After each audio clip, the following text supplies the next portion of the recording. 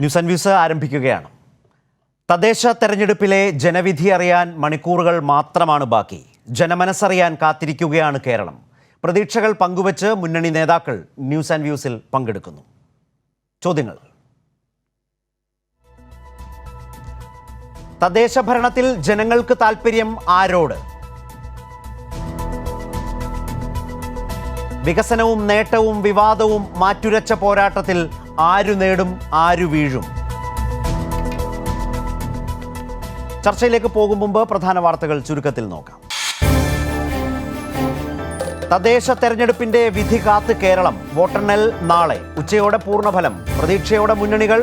UDF കള്ളപ്രചരണം തെരഞ്ഞെടുപ്പ് ഫലത്തോടെ പൊളിയുമെന്ന് A. Vijayaraghavan. വരാൻ പോകുന്നത് UDFന്റെ സമയമെന്ന് കുഞ്ഞാലിക്കുട്ടി.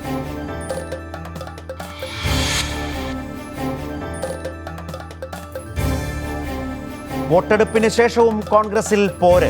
മുക്കത്ത് വെൽഫെയർ ബന്ധത്തെ ചോദ്യം ചെയ്ത പ്രവർത്തകരെ കോൺഗ്രസ് പുറത്താക്കി. വെൽഫെയർ പാർട്ടി മതേതര പാർട്ടി എന്ന് മുരളീധരൻ. വെൽഫെയർ പാർട്ടിയുമായി യാതൊരുവിധ ബന്ധവുമില്ലെന്ന് ആവർത്തിച്ച് മുല്ലപ്പള്ളി.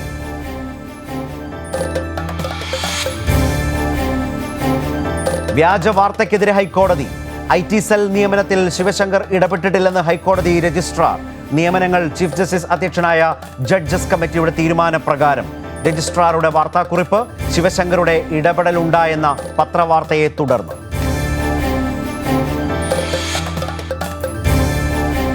മാധ്യമപ്രവർത്തകൻ SV പ്രദീപിനെ ഇടിച്ചു കൊലപ്പെടുത്തിയ ലോറി കണ്ടെത്തി.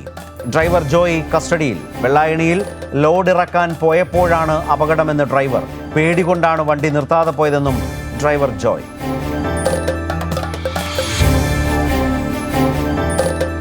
കർഷക സമരം ചർച്ച ചെയ്യാൻ ഭയന്ന് പാർലമെന്റിന്റെ ശീതകാല സമ്മേളനം ഒഴിവാക്കി കേന്ദ്ര സർക്കാർ. സമരം ശക്തമാക്കി കർഷകർ. പാചകവാതക സിലിണ്ടറിന് വീണ്ടും വില കൂട്ടി.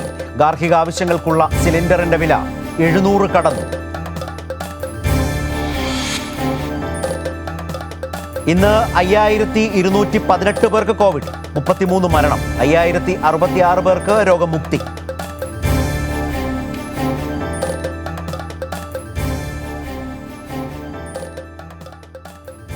ഇന്ന് ന്യൂസ് ആൻഡ് വ്യൂസിൽ പങ്കെടുക്കുന്നത് CPIM സംസ്ഥാന സെക്രട്ടേറിയറ്റ് അംഗം ശ്രീ P. രാജീവ്, കോൺഗ്രസ് നേതാവ് വക്താവ് ശ്രീ അജയ് തറയിൽ, BJP വക്താവ് ശ്രീ ജയസൂര്യൻ എന്നിവരാണ്. ഇനി ഫലമറിയാൻ മണിക്കൂറുകൾ മാത്രം ബാക്കി. പാർട്ടികളുടെ മുന്നണികളുടെ അവസാന വിലയിരുത്തലുകൾ, അതാണ് ഇന്നത്തെ ഈ ചർച്ചയ്ക്ക് പൊതുവായി കടന്നുവരുന്ന ഒരു വിഷയം. പാർട്ടി പ്രവർത്തകർക്കും മുന്നണി പ്രവർത്തകർക്കും അതുപോലെ തന്നെ വളരെ സൂക്ഷ്മമായി രാഷ്ട്രീയ നീക്കങ്ങൾ വിലയിരുത്തുന്ന പ്രേക്ഷകർക്കും ഒക്കെ ഓരോ മുന്നണിയും എത്രമാത്രം പ്രതീക്ഷകളാണ് വെച്ചു പുലർത്തുന്നത് എന്നതിലേക്കാണ് ഇന്ന് ന്യൂസ് ആൻഡ് വ്യൂസ് പോകുന്നത്. അത് ഒരുപക്ഷെ നാളെ വരാൻ പോകുന്ന ഫലത്തിന് തൊട്ടു മുമ്പുള്ള മുന്നണികളുടെ ഏറ്റവും അവസാനത്തെ ഏറ്റവും പ്രധാനപ്പെട്ട അന്തിമമായ ഒരു വിലയിരുത്തൽ എന്ന നിലയിൽ കൂടി കാണാവുന്നതാണ്. അതായത് നാളത്തെ ഫലവുമായി വിലയിരുത്താവുന്ന പ്രതികരണങ്ങളാണ് ഇന്ന് നമ്മുടെ ഈ ചർച്ചയിൽ ഈ നേതാക്കളിൽ നിന്ന് പ്രതീക്ഷിക്കുന്നത്. ശ്രീ രാജീവ്, ഒരു പൊതു വിലയിരുത്തലിലേക്ക് ആദ്യം പോകാം. CPIMനെ സംബന്ധിച്ച്, LDFനെ സംബന്ധിച്ച് നാളെ വരാൻ പോകുന്ന തദ്ദേശ തെരഞ്ഞെടുപ്പിൻ്റെ സാധ്യതകളെക്കുറിച്ച്, തിരിച്ചടികളെക്കുറിച്ച് ഒരു പൊതു വിലയിരുത്തൽ എങ്ങനെയാണ് നടത്തിയിട്ടുള്ളത്? എങ്ങനെയാണത് പങ്കുവെക്കാനാവുന്നത്? ആദ്യം അക്കാര്യത്തിൽ ഇപ്പോൾ ജനങ്ങളുടെ വിധി അറിയുന്നതിന് നമുക്ക് മണിക്കൂറുകൾ മാത്രമേ ബാക്കിയുള്ളൂ. അതെ, ഇതേവരെയുള്ള തെരഞ്ഞെടുപ്പിൻ്റെ വിലയിരുത്തൽ എന്നുള്ളത് എനിക്ക് തോന്നുന്നു ഏറ്റവും ശരിയായി മുഖ്യമന്ത്രിയുടെ വാക്കുകളിൽ പ്രതിഫലിച്ചിട്ടുണ്ട്. അതൊരു ചരിത്ര വിജയമായിരിക്കും ഇടതുപക്ഷ ജനാധിപത്യ മുന്നണി നേടാൻ പോകുന്നു എന്നുള്ളതാണ്. ഇതേവരെ കേരളത്തിൻ്റെ ചരിത്രത്തിൽ ഒരു മുന്നണിക്ക് നേടാൻ കഴിയുന്നതിൽ ഏറ്റവും അധികം പഞ്ചായത്തുകളും ബ്ലോക്ക് പഞ്ചായത്തുകളും മുനിസിപ്പാലിറ്റിയും ജില്ലാ പഞ്ചായത്തും കോർപ്പറേഷനും ഇടതുപക്ഷ ജനാധിപത്യ മുന്നണി നേടും എന്ന് തന്നെയാണ് ഞങ്ങൾ കരുതുന്നത്. അതോടൊപ്പം തന്നെ ഭരണത്തിലിരിക്കുന്ന സന്ദർഭത്തിൽ ഒരു മുന്നണി നേടുന്ന ഏറ്റവും തിളക്കമേറിയ വിജയം എന്നുള്ള രണ്ടാമത്തെ ഘടകം കൂടി ഇതിനുണ്ടാകും എന്ന് തന്നെയാണ് ഞാൻ പ്രതീക്ഷിക്കുന്നത്. അതിൽ പ്രധാനമായും കാണുന്നത് ഒരു നല്ല രീതിയിലുള്ള ഇടതുപക്ഷ അനുകൂല തരംഗം കേരളത്തിൽ താഴെ തലങ്ങളിൽ വരെ ഉണ്ടാകുന്നുണ്ട്. വികസനത്തിൻ്റെ രാഷ്ട്രീയം, മതനിരപേക്ഷ രാഷ്ട്രീയം, അതോടൊപ്പം തന്നെ അപവാദ പ്രചാരവേലകൾക്കെതിരെയുള്ള ഒരു ജനവികാരം, ഇത് വളരെ പ്രകടമായി താഴെത്തലങ്ങളിൽ കാണുന്നുണ്ട് എന്നാണ് എനിക്ക് മനസ്സിലാക്കാൻ കഴിഞ്ഞിട്ടുള്ളത്. അതുകൊണ്ട് ഇവിടെ ശരത്ത് ചോദിച്ച ചോദ്യത്തിൻ്റെ ഒറ്റ ഉത്തരം എന്നുള്ളത് ഒരു ചരിത്ര വിജയം, ഏറ്റവും മികച്ച കേരളത്തിൻ്റെ തദ്ദേശ സ്വയംഭരണ സ്ഥാപനങ്ങളുടെ തെരഞ്ഞെടുപ്പ് ചരിത്രത്തിലെ ഏറ്റവും മികച്ച വിജയമായിരിക്കും ഇടതുപക്ഷ ജനാധിപത്യ മുന്നണിക്ക് ഉണ്ടാകാൻ പോകുന്നത്. ശ്രീ രാജീവ്, അതിലൊരു ഒരു ഉപചോദ്യം കൂടിയുണ്ട്. അത് ഇപ്പോൾ തന്നെ ചോദിച്ച് തീർത്ത് അടുത്ത ആളിലേക്ക് പോകും മുമ്പ്, അതായത് ഇപ്പോൾ ചരിത്ര വിജയം എന്ന് പറയുമ്പോൾ മുഖ്യമന്ത്രി അതിന് വോട്ട് ചെയ്യുമ്പോൾ രണ്ടാമത് ആവർത്തിച്ച് പിന്നീട് പറഞ്ഞപ്പോൾ അദ്ദേഹം പറഞ്ഞ ഐതിഹാസിക വിജയം എന്നാണ് പറഞ്ഞത്. 2015 തദ്ദേശ തെരഞ്ഞെടുപ്പ് ഫലവുമായി ബന്ധപ്പെടുത്തി നോക്കിയാൽ ആ ചരിത്ര ഐതിഹാസിക വിജയത്തിലേക്ക് പോകണമെങ്കിൽ കുറെ കൂടി നല്ല ദൂരം LDF സഞ്ചരിക്കേണ്ടതില്ലേ? 2, സൂക്ഷ്മമായി വിലയിരുത്തിയാൽ 2015 മെച്ചം LDF ഉണ്ടാകുമ്പോൾ പോലും ഇരു മുന്നണികൾക്കും ഇടയിൽ വോട്ട് ഷെയറിൽ, വോട്ട് വിഹിതത്തിൽ വലിയ വ്യത്യാസമൊന്നുമില്ല, വളരെ ചെറിയ വ്യത്യാസം മാത്രമേ ഉള്ളൂ. അപ്പോൾ ഇത്തരം സാഹചര്യങ്ങളെ കൂടി കണ്ടുകൊണ്ടാണോ, മുൻ സാഹചര്യങ്ങളെ കൂടി കണ്ടുകൊണ്ടാണോ ഇടതുമുന്നണി ഇപ്പോഴും അത്തരമൊരു വലിയ പ്രതീക്ഷ വെച്ചു പുലർത്തുന്നത്? തീർച്ചയായിട്ടും അതിൽ കഴിഞ്ഞ തെരഞ്ഞെടുപ്പിൻ്റെ ഒരു പ്രത്യേകത, അതിന് മുൻപ് തെരഞ്ഞെടുപ്പ് നടന്ന സാഹചര്യത്തിൽ വ്യത്യസ്തമായി UDF അധികാരത്തിലിരിക്കുന്ന സന്ദർഭത്തിൽ നടന്ന ഒരു തെരഞ്ഞെടുപ്പാണ്. ആ തെരഞ്ഞെടുപ്പിൻ്റെ വാർഡുകൾ, ഡിവിഷനുകളെല്ലാം തന്നെ UDF തന്നെ അവരുടെ ഭരണ സന്ദർഭത്തിൽ രൂപീകരിക്കപ്പെട്ട വാർഡുകളും ഡിവിഷനുകളുമായിരുന്നു. എന്നിട്ട് പോലും മികച്ച രീതിയിൽ ഇടതുപക്ഷ ജനാധിപത്യ മുന്നണിക്ക് വിജയമുണ്ടാക്കാൻ കഴിഞ്ഞു. ഇത്തവണ എല്ലാ ഘടകങ്ങളും മുന്നണിക്ക് അനുകൂലമാണ് എന്ന് തന്നെയാണ് ഞാൻ കരുതുന്നത്. അതിൽ പ്രധാനം ഇവിടെ നേരത്തെ ശരത്ത് സൂചിപ്പിച്ച പല ഘടകങ്ങളുണ്ട്. ആ ഘടകങ്ങളെല്ലാം വിലയിരുത്തുമ്പോൾ പ്രധാനമായും ഈ തെരഞ്ഞെടുപ്പിൽ ഉയർന്നു വന്നിട്ടുള്ളൊരു കാര്യം കേരളത്തിൻ്റെ വികസന നേട്ടങ്ങൾ തന്നെയാണ്. ഓരോ മനുഷ്യൻ്റെയും ജീവിതത്തിൽ ഈ ഗവൺമെൻറ്റിൻ്റെ പ്രവർത്തനങ്ങൾ പ്രതിഫലിച്ചു എന്നുള്ളതാണ്. ഒരുപക്ഷെ നമ്മുടെ നാടിൻ്റെ ചരിത്രത്തിൽ ആദ്യമായിട്ടായിരിക്കും അങ്ങനെ അനുഭവം ഉണ്ടാകുന്നത്. പിന്നെ പ്രാദേശിക തല തെരഞ്ഞെടുപ്പ് ആയതുകൊണ്ട് തന്നെ പലവട്ടം പ്രവർത്തകർ, സ്ഥാനാർത്ഥികൾ വീടുകളിലേക്ക് ചെല്ലുമ്പോൾ ഇത്തരം കാര്യങ്ങൾ കുറേ കൂടി നന്നായി ചർച്ച ചെയ്യുന്നതിനും ആ കാര്യങ്ങൾ അവിടെ പരിശോധിക്കുന്നതിനും അവരുടെ അഭിപ്രായങ്ങൾ മനസ്സിലാക്കുന്നതിനുള്ള സാഹചര്യം കൂടി ഉണ്ടായിട്ടുണ്ട്. അപ്പോൾ മുൻകാല തെരഞ്ഞെടുപ്പുകളിൽ നിന്ന് വ്യത്യസ്തമായി ഓരോ വോട്ടറെയും കുറേ കൂടി അടുത്തറിയുന്നതിനുള്ള ഒരു പ്രവർത്തന രീതി പഞ്ചായത്ത് തെരഞ്ഞെടുപ്പാകുമ്പോൾ, പ്രാദേശിക ഭരണസമിതി തെരഞ്ഞെടുപ്പാകുമ്പോൾ സ്വാഭാവികമായിട്ടുണ്ടാകും. അപ്പോൾ അതിൻ്റെ ഒരു പ്രതിഫലനം എന്നുള്ളത് മികച്ച രീതിയിൽ ഇടതുപക്ഷ ജനാധിപത്യ മുന്നണിക്ക് മുന്നേറാൻ കഴിയുമെന്നുള്ളതാണ്. കാരണം വികസനത്തിൻ്റെ ഒരു മുന്നണിയും കേരള വിരുദ്ധ മുന്നണി എന്ന ഒരു കൃത്യമായ വിഭജനം ഈ തെരഞ്ഞെടുപ്പിൽ കേരള രാഷ്ട്രീയത്തിൽ ഉണ്ടായിട്ടുണ്ട്. എല്ലാ വിഭാഗം ജനങ്ങൾക്കും ആശ്വാസം നൽകാൻ ശ്രമിക്കുന്ന, കേരളത്തെ മുന്നോട്ട് കൊണ്ടുപോകാൻ ശ്രമിക്കുന്ന ഗവൺമെൻറ്റായി ഇടതുപക്ഷ ജനാധിപത്യ മുന്നണി ഗവൺമെൻറ് നിൽക്കുന്നു. എല്ലാ തരത്തിലും അതിനെ തകർക്കാൻ ശ്രമിക്കുന്ന, കേരളത്തിൻ്റെ മുന്നോട്ട് പോക്കിനെ എതിർക്കാൻ ശ്രമിക്കുന്ന ഒരു കേരള വിരുദ്ധ മുന്നണിയായി UDF BJP കൂട്ടുകെട്ട് മാറിയിരിക്കുന്നു. രണ്ടാമത്തേത്, UDF സ്വീകരിച്ചിട്ടുള്ള സമീപനം, അത് ഒരു വശത്ത് അവർ BJPയുമായി ധാരണയുണ്ടാക്കുന്നു, മറുവശത്ത് ജമായത്ത് ഇസ്ലാമി, SDPI ഇത്തരം പാർട്ടികളുമായി അവർ ധാരണയുണ്ടാക്കിയിരിക്കുന്നു. അത് കോൺഗ്രസിലും അതുപോലെ തന്നെ UDFനൊപ്പം നിന്നിരുന്ന പല ജനവിഭാഗങ്ങളും അതിൽ നിന്ന് മാറി ചിന്തിക്കുന്നതിന് ഇടവരുത്തിയിട്ടുണ്ട് എന്ന് തന്നെയാണ് ഞാൻ കരുതുന്നത്. അപ്പോൾ ഇങ്ങനെ ഓരോ ഘടകങ്ങളും എല്ലാത്തിൻ്റെയും ഒരു പരിശോധന ആദ്യഘട്ടത്തിൽ ഇതിനെ നടത്തണമെന്ന് ഞാൻ ആഗ്രഹിക്കുന്നില്ല. മൂന്നാമത്തേത്, തുടർച്ചയായി വന്ന ഈ അപവാദ പ്രചാരവേലകൾ, അതിപ്പോൾ 5 മാസം കഴിഞ്ഞതോടുകൂടി നെല്ലും പതിരും തിരിയാൻ തുടങ്ങി. എന്താണ് ഇവർ ലക്ഷ്യം വയ്ക്കുന്നത് എന്ന് വ്യക്തമായി. പക്ഷെ അതിനുണ്ടായ മറ്റൊരു എഫക്റ്റ് എന്നുള്ളത്, ഇതിൻ്റെ ഭാഗമായി ഈ വികസന പ്രവർത്തനങ്ങൾ കുറേ കൂടി ഗൗരവമായി കേരളീയ സമൂഹത്തിൽ ചർച്ച ചെയ്യപ്പെട്ടു. ഈ ഗവൺമെൻറ് മുന്നോട്ട് വെച്ച വികസന പ്രവർത്തനങ്ങൾ അത് കുറേ കൂടി ചർച്ച ചെയ്യുന്നതിന് ഒരു സന്ദർഭം കൂടി ഒരുക്കി. അപ്പോൾ അതിൻ്റെ എല്ലാം ഫലമായിക്കൊണ്ട് വലിയ തോതിലുള്ള മുന്നേറ്റം ഇടതുപക്ഷ ജനാധിപത്യ മുന്നണിക്ക് ഉണ്ടാകും എന്ന് ഞങ്ങൾ കരുതുന്നതിൻ്റെ ഭാഗം ഇത് തന്നെയാണ്. ശരി, ശ്രീ അജയ് തറയിൽ, സാധാരണ തെരഞ്ഞെടുപ്പ് കാലത്തോ അല്ലെങ്കിൽ തെരഞ്ഞെടുപ്പ് കഴിയുമ്പോഴോ നേട്ടങ്ങൾ ജനങ്ങളിൽ എത്തിക്കാനായില്ല എന്നൊരു പൊതു വിലയിരുത്തൽ പലപ്പോഴും കണ്ടിട്ടുണ്ട്. പക്ഷേ ശ്രീ രാജീവ് ഇവിടെ വളരെ വ്യക്തമായി പറഞ്ഞത്, നിങ്ങളും BJPയും ചേർന്ന് നടത്തിയ അപവാദ രാഷ്ട്രീയ പ്രചാരണത്തിൻ്റെ ഭാഗമായി കേരളം ഈ സർക്കാർ ചെയ്ത വികസനങ്ങൾ, നേട്ടങ്ങൾ സമയബന്ധിതമായി അവ പൂർത്തിയാക്കിയത് ജനങ്ങളുടെ മുൻപിൽ എത്തിക്കുന്നതിനും ആ നിലയിൽ വികസനവും നേട്ടവും ക്ഷേമവും ജനങ്ങൾക്ക്, പ്രത്യേകിച്ച് തദ്ദേശ തെരഞ്ഞെടുപ്പ് ആയതുകൊണ്ട് തന്നെ ആ നിലയിൽ വിലയിരുത്തുന്നതിന് ആളുകൾക്ക് സാഹചര്യമൊരുക്കി. രാഷ്ട്രീയമായി നോക്കിയാൽ വെൽഫെയർ പാർട്ടിയുമായുള്ള നിങ്ങളുടെ ബന്ധത്തെ, അതിൽ തെളിഞ്ഞു നിന്ന ഭിന്നതകളെ മൂർച്ഛിപ്പിച്ച് പ്രകടമാക്കാൻ, പ്രതിഫലിപ്പിക്കാൻ ഇടതുമുന്നണിക്ക് രാഷ്ട്രീയമായി ഒരു ഭാഗത്ത് കഴിഞ്ഞിരിക്കുന്നു. നിങ്ങൾ രണ്ടു കൂട്ടരും ഒന്നിച്ചു ചേരുന്ന രാഷ്ട്രീയത്തെ തുറന്നുകാട്ടാൻ ഇടതുമുന്നണിക്ക് കഴിഞ്ഞിരിക്കുന്നു. മറുഭാഗത്ത് സർക്കാരിൻ്റെ നേട്ടങ്ങൾ. അപ്പോൾ ഇതെല്ലാം കൂടി ചേർന്ന് ഒട്ടും തിരിച്ചടി ഉണ്ടാകാത്ത 2015 ഫലത്തേക്കാൾ മുന്നോട്ട് പോകാൻ കഴിയുന്ന ഒരു സാഹചര്യം പൊതുവിലുണ്ട് എന്ന് വിലയിരുത്തുന്നു. എന്ന് വെച്ചാൽ അടുത്ത നിയമസഭാ തെരഞ്ഞെടുപ്പിലേക്ക് ആത്മവിശ്വാസത്തോടു കൂടി ഇടതുമുന്നണിക്ക് പോകാനാകുമെന്നാണ് ഈ ഘട്ടത്തിൽ ഇടതുമുന്നണിയുടെ വിലയിരുത്തൽ. അതാണ് ശ്രീ രാജീവ് പറഞ്ഞതിലെ. ഈ ആത്മവിശ്വാസം നാൾക്ക് നാൾ ഏതാണ്ട് പല തലത്തിലും പല തരത്തിലും കോൺഗ്രസ് നേതാക്കളിലോ UDF നേതാക്കളിലോ കുറഞ്ഞു വന്നിട്ടുണ്ടോ? അതാണോ ഇപ്പോൾ വന്നിട്ടുള്ള ഒരു അവസ്ഥ, ഒരു സാഹചര്യം UDF-നെ സംബന്ധിച്ച്? ശരത്തെ,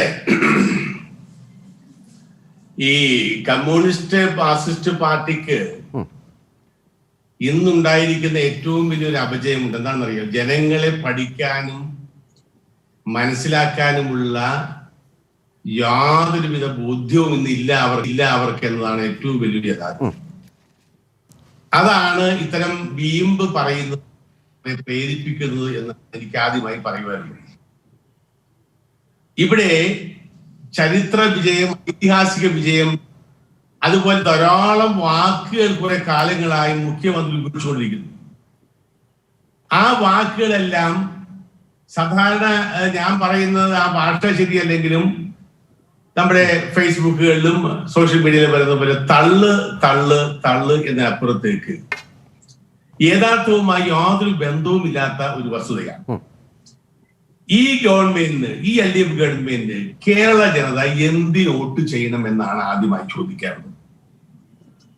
ഇവിടെ രാജീവ് പറയുന്നത് കേട്ടു വികസനം വികസനം വികസനം എന്ന്. രാജീവ് ഒരു ഹോംവർക്ക് ചെയ്തിട്ട് പറയണം.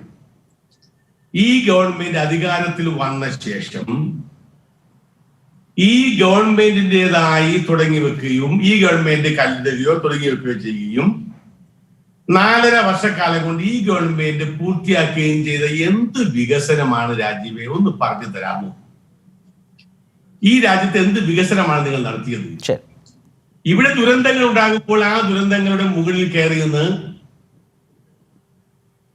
മഴവെള്ളക്കാലത്ത് വലിയ കൽക്കൂരയുടെ മുകളിൽ കയറിയിരിക്കുന്ന കുറുക്കനെ പോലെ ദുരന്തങ്ങളുടെ മുകളിൽ നിന്നുകൊണ്ട് എന്തെല്ലാം വിളിച്ചു പറയുന്നു എന്നല്ലാതെ ആ ദുരന്തങ്ങളെ ഒന്നും നേരിടാനുള്ള ശക്തിയോ നേടാൻ കഴിവ് ബുദ്ധിപൂർവ്വം കഴിഞ്ഞില്ല. ഇന്ന് ഇപ്പൊ കോവിഡ് തന്നെ ഇന്ത്യയിലെ ഏറ്റവും കൂടുതൽ കോവിഡ് ഉള്ള സംസ്ഥാനമായി കേരളം മാറിയിരിക്കുന്നു. അപ്പോൾ ദുരന്തങ്ങളെ മാത്രം കൈമുതലാക്കി കേരളത്തിൽ ഭരിച്ച ഒരു ഗവൺമെന്റ് ശരി ഈ രാജ്യത്ത് കാലങ്ങളായി ചെയ്തുകൊണ്ടിരിക്കുന്ന ക്രിയകൾ, അത് അയ്യക്കെ ആന്റിയുടെ കാലത്താണെങ്കിലും നയനാരുടെ കാലത്താണെങ്കിലും അച്യുതാന്റെ കാലത്താണെങ്കിലും ഉമ്മൻചാണ്ടിയുടെ കാലത്താണെങ്കിലും നടന്നുകൊണ്ടിരിക്കുന്ന പ്രക്രിയകൾ, അതൊരു സർക്കാർ വന്നില്ലെങ്കിലും ഗവർണർ ആണെങ്കിലും ഈ രാജ്യത്ത് നടക്കും. പക്ഷേ എന്റെ ചോദ്യം ഇവര് പറയുന്നത് ഈ സർക്കാർ താങ്കളോട് തന്നെയാണ്. ഈ സർക്കാരിന് എന്തിന് വോട്ട് ചെയ്യണം എന്നാണ് താങ്കൾ ചോദിച്ചത്. എന്തിന് വോട്ട് ചെയ്യണം എന്നുള്ളൊരു ഘട്ടം കഴിഞ്ഞു. ആളുകൾ വോട്ട് ചെയ്ത് കഴിഞ്ഞു. വോട്ട് ചെയ്ത് നാളെ റിസൾട്ടും വരാൻ പോകുന്നു. ആ ഘട്ടത്തിൽ ഈ വിമർശനങ്ങൾ ഉന്നയിക്കുന്ന മുന്നണിയുടെ ഒരു പൊതുവിലയിരുത്തലും സാധ്യതയും നിങ്ങൾ ഇപ്പോൾ ജനങ്ങളോട് പങ്കുവെക്കുന്നത് എങ്ങനെയാണ്? അതാണ് ഇപ്പോഴത്തെ ഒരു മണിക്കൂറിൽ ആളുകൾ കേൾക്കാൻ ആഗ്രഹിക്കുന്നത്. അതിലേക്കൊന്ന് വന്നാൽ. ജനങ്ങൾ അതിന് മറുപടിയാണ് കണ്ടെത്തിയിരിക്കുന്നത്. ജനങ്ങൾ കൂട്ടമായി വന്ന് അടുത്ത പ്രഹരം, ഒരു പ്രഹരം 2019 കൊടുത്തു. ആ പ്രഹരം കൊണ്ട് പഠിച്ചില്ല. ആ പ്രഹരം കൊണ്ടും ജനവിരുദ്ധമായ നടപടികൾ, ജനാധിപത്യ ധ്വംസനങ്ങളെയും മനുഷ്യാവകാശ ധ്വംസനങ്ങളെയും കൈമുതലാക്കി ഒരു ഗവൺമെന്റ് മുന്നോട്ട് പോയപ്പോൾ അടുത്ത പ്രഹരമാണ് നാളെ രാവിലെ ഒരു 8. ഇതിനിടയിലുള്ള ഉപതെരഞ്ഞെടുപ്പുകൾ മറന്നുപോയോ? അതിശക്തമായ പ്രഹരമാണ് ഈ ഗവൺമെന്റും മാർക്സിസ്റ്റ് പാർട്ടിക്കും ഏൽപ്പിക്കാൻ പോകുന്നത്. ആ പ്രഹരമേറ്റ് താഴെ വീഴുന്ന കേരളത്തിലെ CPM, ഇന്ത്യയിൽ അവശിഷ്ടമായ CPM ഉയർത്തെഴുന്നേൽക്കാൻ പറ്റാത്ത അവസ്ഥയിലേക്ക് പോകുമെന്ന കാര്യത്തിൽ യാതൊരു ഞാൻ താങ്കളിലേക്ക് മടങ്ങി വരാം. ശ്രീ അജയ് തറയിൽ, പക്ഷെ അപ്പോഴും ഞാൻ താങ്കളിലേക്ക് വരാം. അജയ് തറയിൽ അപ്പോഴും ലോക്സഭാ തെരഞ്ഞെടുപ്പിൽ നിന്ന് നേരെ ജമ്പ് ചെയ്ത് ഞാൻ പറഞ്ഞു തീർക്കട്ടെ. രാജീവ് ഒരു കാര്യം പറഞ്ഞു. കഴിഞ്ഞ വാർഡ് ഡിവിഷൻ പറഞ്ഞത് UDF-ന്റെ കാലത്തല്ല രാജീവേ. സി അച്യുതാനന്ദൻ ഭരിക്കുന്ന കാലത്താണ് കേരളത്തിലെ പഞ്ചായത്ത് വാർഡുകൾ വിഭജിച്ചുകൊണ്ട് തെരഞ്ഞെടുപ്പ് നടത്തിയത് 2010. ആ 2010 അതേ വാർഡുകളാണ് 2015 അതേ വാർഡുകൾ തന്നെയാണ് 2020. ശരി, അപ്പോൾ ആ തർക്കം ഇപ്പോൾ ഏതായാലും ഇല്ല. സാങ്കേതിക പിശക് ഓക്കെ, അത് വിടാം. പക്ഷേ അങ്ങനെ ഒരു തർക്കം ഏതായാലും ഈ തെരഞ്ഞെടുപ്പിലും ഉയർന്നു വന്നിട്ടില്ല. ഞാൻ പറഞ്ഞു വന്നതാണ് ശ്രീ അജയ് തറ, ഞാനൊന്ന് അഡ്വക്കേറ്റ് ജയസൂര്യനിലേക്ക് കൂടെ ഒന്ന് പോയിട്ട് വരാം. ഇനിയും നമുക്ക് ഒരുപാട് അവസരങ്ങളുണ്ട്. ഇതെല്ലാം ചേർത്ത് വീണ്ടും വിശദീകരിക്കാൻ താങ്കളുടെ ഊഴത്തിലേക്ക് ഞാൻ വരാം. പറയാനുള്ളത് മുഴുവൻ പറയാൻ നിങ്ങൾ പോകുന്നത് ശരിയല്ല. എന്നാ പറഞ്ഞു, അത് ഒരു ജനാധിപത്യപരമായി ശരിയല്ല. എന്നാ പറഞ്ഞു. ഞാൻ പറയാനുള്ളത്, നിങ്ങൾ രാജ്യത്തിന് സമയം കൊടുത്തല്ലോ, ഓപ്പണിംഗ് സമയം കൊടുത്തല്ലോ. ഞങ്ങൾക്ക് കുറച്ച് നിങ്ങൾക്ക് ഇത് മതി അങ്ങനെ ചെയ്തല്ല, പൂർത്തിയാക്കിക്കോളൂ. ഞാൻ പറഞ്ഞത്, അപ്പോൾ ആ 2015 ഞങ്ങളുടെ വാർഡുകൾ ഉണ്ടാക്കിയില്ല. LDF അവർക്ക് വേണ്ടി ഉണ്ടാക്കിയ വാർഡുകളിൽ 2010 വളരെ ദയനീയമായ പഞ്ചായത്ത് ഇലക്ഷനിൽ പരാജയമാണ് ഏറ്റുവാങ്ങിയത്. വളരെ ദയനീയം. ആ 2010 ഈ വരുന്ന തെരഞ്ഞെടുപ്പിൽ UDF വളരെ മുന്നോട്ട് പോകുമെന്നല്ല. 86 മുനിസിപ്പാലിറ്റി, 70 മുനിസിപ്പാലിറ്റിയുടെ ഭരണം UDF-ലായിരിക്കും. 4 കോർപ്പറേഷനുകൾ UDF ഭരിക്കും. ഏതാണ്ട് 70% വരുന്ന പഞ്ചായത്തുകൾ UDF ഭരിക്കാൻ പോകുന്നു. LDF വളരെ ദയനീയമായി കേരള രാഷ്ട്രീയത്തിൽ ഇല്ലാതാകാൻ പോകുന്നു. കാരണം ഇവർ വികസനം എന്ന് പറഞ്ഞുവല്ലാതെ ജില്ലാ പഞ്ചായത്ത് കൂടി വികസനവും നടത്തില്ല. ജില്ലാ പഞ്ചായത്ത് അവസാനം നല്ല പോയിന്റാണ് താങ്കൾ പറഞ്ഞത്. ആ ജില്ലാ പഞ്ചായത്തിലെ അസസ്മെന്റ് കൂടി ആയാൽ നന്നാവുമായിരുന്നു. ജില്ലാ പഞ്ചായത്ത് കഴിഞ്ഞ UDF 2010 പഠിച്ച അതേക്കാൾ കൂടുതൽ ജില്ലാ പഞ്ചായത്തുകൾ ഒരു കണക്കുണ്ടാവുമല്ലോ. 7/7/2015. പറയട്ടെ, ഇവിടെ ഇപ്പോൾ പറയുന്നത് കിറ്റ് കൊടുത്തു. സർ, അത് വരാം. ശ്രീ അജയ് തറയിൽ വരാം. ഒരുപാട് പറയാനുണ്ടെങ്കിൽ നമ്മൾ വരാം. ജില്ലാ പഞ്ചായത്തിൽ നിലവിൽ 2015 7/7 കോൺഗ്രസിന്റെയും UDF-ന്റെയും പ്രതീക്ഷ എത്രയാണ്? ബാക്കിയൊക്കെ താങ്കൾ പറഞ്ഞതുകൊണ്ട് ചോദിച്ചു എന്നേ ഉള്ളൂ. ഞങ്ങൾ എല്ലാ ജില്ലാ പഞ്ചായത്തും ഭരിക്കാം. ഞങ്ങളാണ് ഭരിച്ചിരുന്നത്. ശരി, ഓക്കെ. അതായത് 14 ജില്ലാ ശരി ഞാൻ വരാം സാർ, വരാം. അതായത് 14 ജില്ലാ പഞ്ചായത്ത്, 80 പരമുള്ള നഗരസഭകളിൽ 70, 4 കോർപ്പറേഷനുകൾ, 70% ഗ്രാമപഞ്ചായത്ത്, അതിന് ചേരുന്നത്ര ബ്ലോക്ക് പഞ്ചായത്ത്. ഇതാണ് ഈ വോട്ടെണ്ണലിൻ്റെ തലേന്ന് രാത്രിയുള്ള കോൺഗ്രസിൻ്റെ അസസ്മെൻറ്റ് ശ്രീ അജയ് തറയിൽ, UDF-ൻ്റെ അസസ്മെൻറ്റ് ശ്രീ അജയ് തറയിൽ അവതരിപ്പിക്കുന്നത്. ശ്രീ ജയസൂര്യൻ, ഇനി വളരെ കുറച്ചേ ഉള്ളൂ നിങ്ങൾക്കും UDF-നും. ഇതിൽ ഈ അവശേഷിക്കുന്നതിൽ എന്ത് നിങ്ങൾക്ക് കിട്ടും? നിങ്ങളെ സംബന്ധിച്ച് വലിയ പ്രതീക്ഷകൾ വെച്ചു പുലർത്തുന്ന ഒരു തെരഞ്ഞെടുപ്പ് കാലമാണ്. കാരണം നിങ്ങളുടെ മുന്നോട്ടുള്ള വളർച്ചയിൽ ഇത് വളരെ നിർണായകമാണ്. വളർച്ചയാണോ തളർച്ചയാണോ എന്നൊക്കെ അറിയേണ്ട ഒരു സാഹചര്യം. വളരെ വലിയ കണക്കുകളാണ് നിങ്ങൾ ആ നിലയിൽ വളരെ ശാസ്ത്രീയവുമായി അപഗ്രഥിച്ച് മുകളിലോട്ടൊക്കെ കൊടുത്തിട്ടുള്ളത്. അത്തരം വാർത്തകളൊക്കെ ഇന്ന് മലയാളികൾ വായിച്ചിരിക്കുന്നു. അതിനിടയിലാണ് ശ്രീ അജയ് തറയിൽ വളരെ കുറച്ചേ ഇനി അവശേഷിക്കുന്നുള്ളൂ. നിങ്ങൾക്ക് ജയിക്കാൻ സാധ്യതയുള്ളൂ UDF ഇങ്ങനെ ജയിച്ചു പോയാൽ.